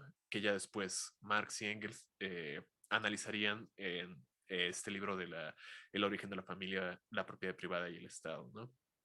Entonces, yo creo que definitivamente hay mucho que pensarle en ese tipo de definiciones, pero que en última instancia requerirá de nosotros explicitar nuestro concepto de clase, que es de nuevo el concepto en el cual estamos enfrascados, que puso sobre la mesa Clau, y que como todos sabemos, Marx nunca termina de tematizar científicamente, ¿no? O por lo menos lo hace de manera tan extensa a lo largo de todo el Capital, que no hay un solo pasaje donde quede claro. Pero que como concepto, la clase es una cuestión fundamental que vale la pena seguir rumiando, y en este caso, en el club de lectura, pues a lo largo de nuestra lectura. Yankel, por favor. Sí, dos cosas. Esto de las clases, otro criterio que pone Marx al final del Capital y al final de los tres tomos, pues justamente el último capítulo del Capital se llama Las clases, que es de 3 páginas y que además termina la página diciendo aquí se interrumpe el manuscrito, ¿no? Pero bueno, ahí el criterio que pone es los segmentos del valor, ¿no? El valor, según se segmente, esas son las clases entonces las 3 grandes clases son capitalista, terrateniente y proletaria, ¿no? Ahora, esto está conectado con lo que estábamos discutiendo ahorita del trabajo de las mujeres en general, porque creo, aunque puede estar en discusión esto, ¿no? Bueno, que yo no lo polemizo, porque de hecho yo estaría de acuerdo que en función de la explotación, en el trabajo doméstico podría distinguirse 2 clases, ¿no? Como una forma de explotación patriarcal contra las mujeres, ¿no? Lo que creo que sí no está muy divulgado, pero que tampoco es tan polémico, pero que habría que decirlo, es el hecho de que la fuerza de trabajo femenina sí es para Marx un segmento de la población obrera especial, ¿no? Por el menor valor que puede, o que se le pueda asignar, o el pago por debajo del valor, un pago menor por debajo del valor de la fuerza de trabajo eh, que es lo que, digamos, causa la brecha salarial, ¿no? Por ejemplo, entonces, esto es interesante porque justamente el capital busca mecanismos, el capitalismo, pues, o el capitalista busca mecanismos para compensar la caída de la tasa de ganancia. Uno de ellos es pagar por debajo del valor de la fuerza de trabajo, ¿no? Y bueno, no sé si por tradición, pero bueno, uno de esos mecanismos es pagar por debajo la fuerza de trabajo femenino, ¿no? Por todos, digamos, la red de relaciones en las que están las mujeres, en las sociedades patriarcales, machistas, que le permiten al capital, o que el capital puede de hecho disminuir el valor de la fuerza de trabajo o pagar por debajo del valor de la fuerza de trabajo femenina, ¿no? Y de esa forma, digamos, incrementar su tasa de ganancia, por lo menos para la empresa particular, ¿no? A lo que voy con esto es que sí es un segmento especial, ¿no? De la población obrera, esto en el entendido que pueda o no ser una clase aparte de la proletaria. Independientemente de eso, dentro de la clase proletaria sí es un segmento bien diferenciado, digamos, dentro de la clase obrera, ¿no? No era todo lo que quería decir. Perfecto, muchísimas gracias, Jenkel. Entonces, ya estamos llegando a la hora. Ya estamos a punto de cumplir las 2 horas de nuestra sesión de hoy. Y si hay alguien más que tenga alguna pregunta que quiera hacernos llegar para nuestro invitado especial, para cualquiera otra de las personas que estamos aquí en la sesión de hoy, o cualquier cosa que nos quieran comentar, seguimos abiertos a recibirlos. Si no, ya vamos a ir dando paso a cerrar esta sesión especial. Y número uno, quisiera agradecerles a todos los aquí presentes en el Zoom por brindarnos su tiempo, sus palabras, sus comentarios, sus dudas, y por dirigirse a nuestro invitado tan ávidamente como lo han hecho hasta ahora. Dice Sandra Florencia que tenía una duda, pero ya se le olvidó. Pero bueno, si la recuerda, Sandra, todavía tienes unos minutitos. Si no, no, les agradezco a todos ustedes su presencia. Les agradezco también a los compañeros que están en el Facebook y o YouTube. Hay una mano Y antes de levantada. que continúe, Mariana levantó la manita. Entonces, Mariana, por favor. Sí, bueno, un par de cosas. Primero, gracias, Yankel, por acompañarnos en esta sesión, por aceptar la invitación. Y dos, mencionabas hace rato acerca de cómo la crisis puede o se piensa es inherente al capitalismo y la única solución para ella es el fin mismo del capitalismo. En tu opinión, ¿cuál es la forma? Y además creo que es un tema escabroso porque normalmente es como lo que causa más polémica en las redes sociales y demás, ¿no? ¿Cuál sería o cómo conseguir este fin? Eh, si no mal entendido, para Marx la única solución es la revolución. Tú en esta era digital global, ¿cuál es tu opinión? Y por último, ¿algún consejo para los miembros del club, para la gente de YouTube y de Facebook que, que continúan con nosotros y que continúan leyendo para que no se desanimen? Por favor. Y gracias otra vez.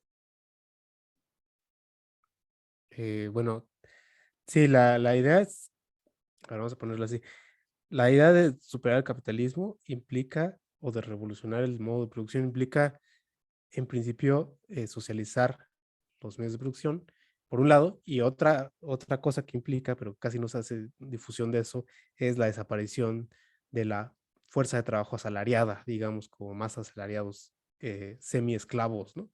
O la esclavitud moderna, también le dice Marx, ¿no? Entonces, tiene que haber tendencias que no solo tiendan a la socialización de los medios de producción, porque se confunde usualmente con lo que decía Pablo, ¿no? Con la gestión del Estado. O sea, el Estado puede gestionar los medios de producción, pero de todas formas tener un ejército de asalariados, ¿no? Entonces, implica las dos cosas, tanto socializar los medios de producción como desaparecer la masa de asalariados que son explotados. Ahora, si la pregunta es si esas cosas suceden por medio de la violencia o no, pues eso depende, como diría como dirían algunos revolucionarios, eso no depende de los que hacen la revolución, depende de los que no quieren soltar los medios de producción, ¿no? Pues si los sueltan por la paz, pues ya está, ahí se queda, ¿no? O sea, tiene que ver, o sea, los objetivos de la revolucionaria son claros, ¿no? Hay que socializar los medios de producción, desaparecer la fuerza de trabajo, y si eso se hace por ejercicio de la violencia, pues eso no depende de la sociedad que se quiere emancipar, se quiere depende más bien de quienes no quieren soltar el monopolio y el abuso que hacen del resto de la población, ¿no? Ahora, consejos para no desanimarse, mm, pues no sé efectivamente qué les pueda desanimar, pero bueno, a mí lo que me ha pasado es que pues luego es cansado, ¿no? Pero lo que sí es, lo que hace más ligero es que todo lo que uno lee lo lleve a la discusión. Entonces, eso creo que es un estimulante para seguir leyendo y para seguir aprendiendo, porque además pues surgen preguntas siempre que uno luego ya no sabe bien cómo responder y dice, pues me falta leer, estudiar, ¿no? Entonces tengo que regresar al texto, ver comentaristas, etcétera. Entonces, quizá la mejor consejo es que sigan socializando lo que conocen, sigan socializando lo que aprenden y que no lo dijeran solo para sus adentros, sino pues que lo compartan aquí, ¿no? Como en este tipo de espacios. Y creo que eso es lo más estimulante, ¿no? Dai me pregunta que si recomiendo comentaristas. Claro, puedo recomendar algunos, yo creo que hay muchos buenos, pero bueno, lo que sí es cierto es que nada sustituye la lectura sosegada del texto, ¿no? Ahorita ya no sé si me dé tiempo, si quieren les mando un correo con algunos listas de comentaristas, pero no sé, creo que la lectura directa del texto es nada lo sustituye, pues, ¿no? Irse hasta el final y luego ya después leer los comentaristas, porque luego incluso es más fácil leerlos y entenderlos, porque luego pueden meter ruido, ¿no? Ruido exegético y no sé. Pero bueno, les mando un correo, les prometo que les mando un correo con los que a mí más me gusten, y porque ahorita con el tiempo se me olvida por la presión, pero bueno. Sí, hay que hacer un top 10 de comentaristas del Capital aquí, avalados por Jenks. Estaría chido. Pero Isaac Illich Rubin es de los que más me gustan. Ah, sí, el Rubén, buenísimo. Muy recomendable siempre. Creo que es el que más me gusta, de hecho. Sí. Eso es un gran endorsement. Porque, pues, al final de cuentas hay muchísimos comentaristas, ¿no? Pero sí, les haremos llegar la lista de comentaristas que Yank recomienda. Y pues la verdad, en cuanto a mantenernos animados para la lectura, también te queremos agradecer por ello, Yankel. La intención de esta sesión especial es justamente eso, ¿no?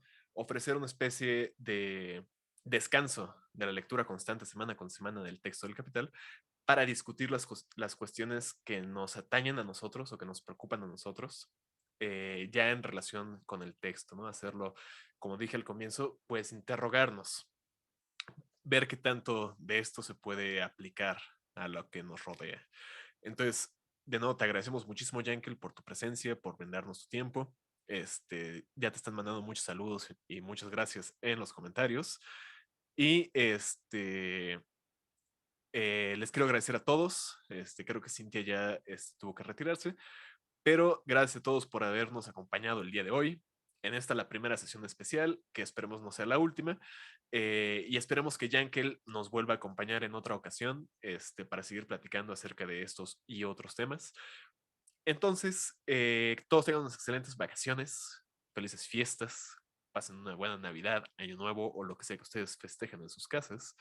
Y nos estaremos viendo de nuevo el 8 de enero para continuar ahora sí con el resto del capítulo 4 y ver a ese maligno vampiro que es el Capital, ¿no? Que además ni siquiera hablamos de por qué el Capital es un vampiro, quedó más o menos entre líneas aquí en la conversación, pero más adelante veremos por qué el Capital es un vampiro. Pero ustedes tengan un excelente fin de año. Cuídense mucho, muchísimas gracias y nos estamos viendo. Hasta luego. Gracias a todas, gracias a todos. Gracias por Gracias, invitarme. felices Gracias a todos. fiestas. Gracias.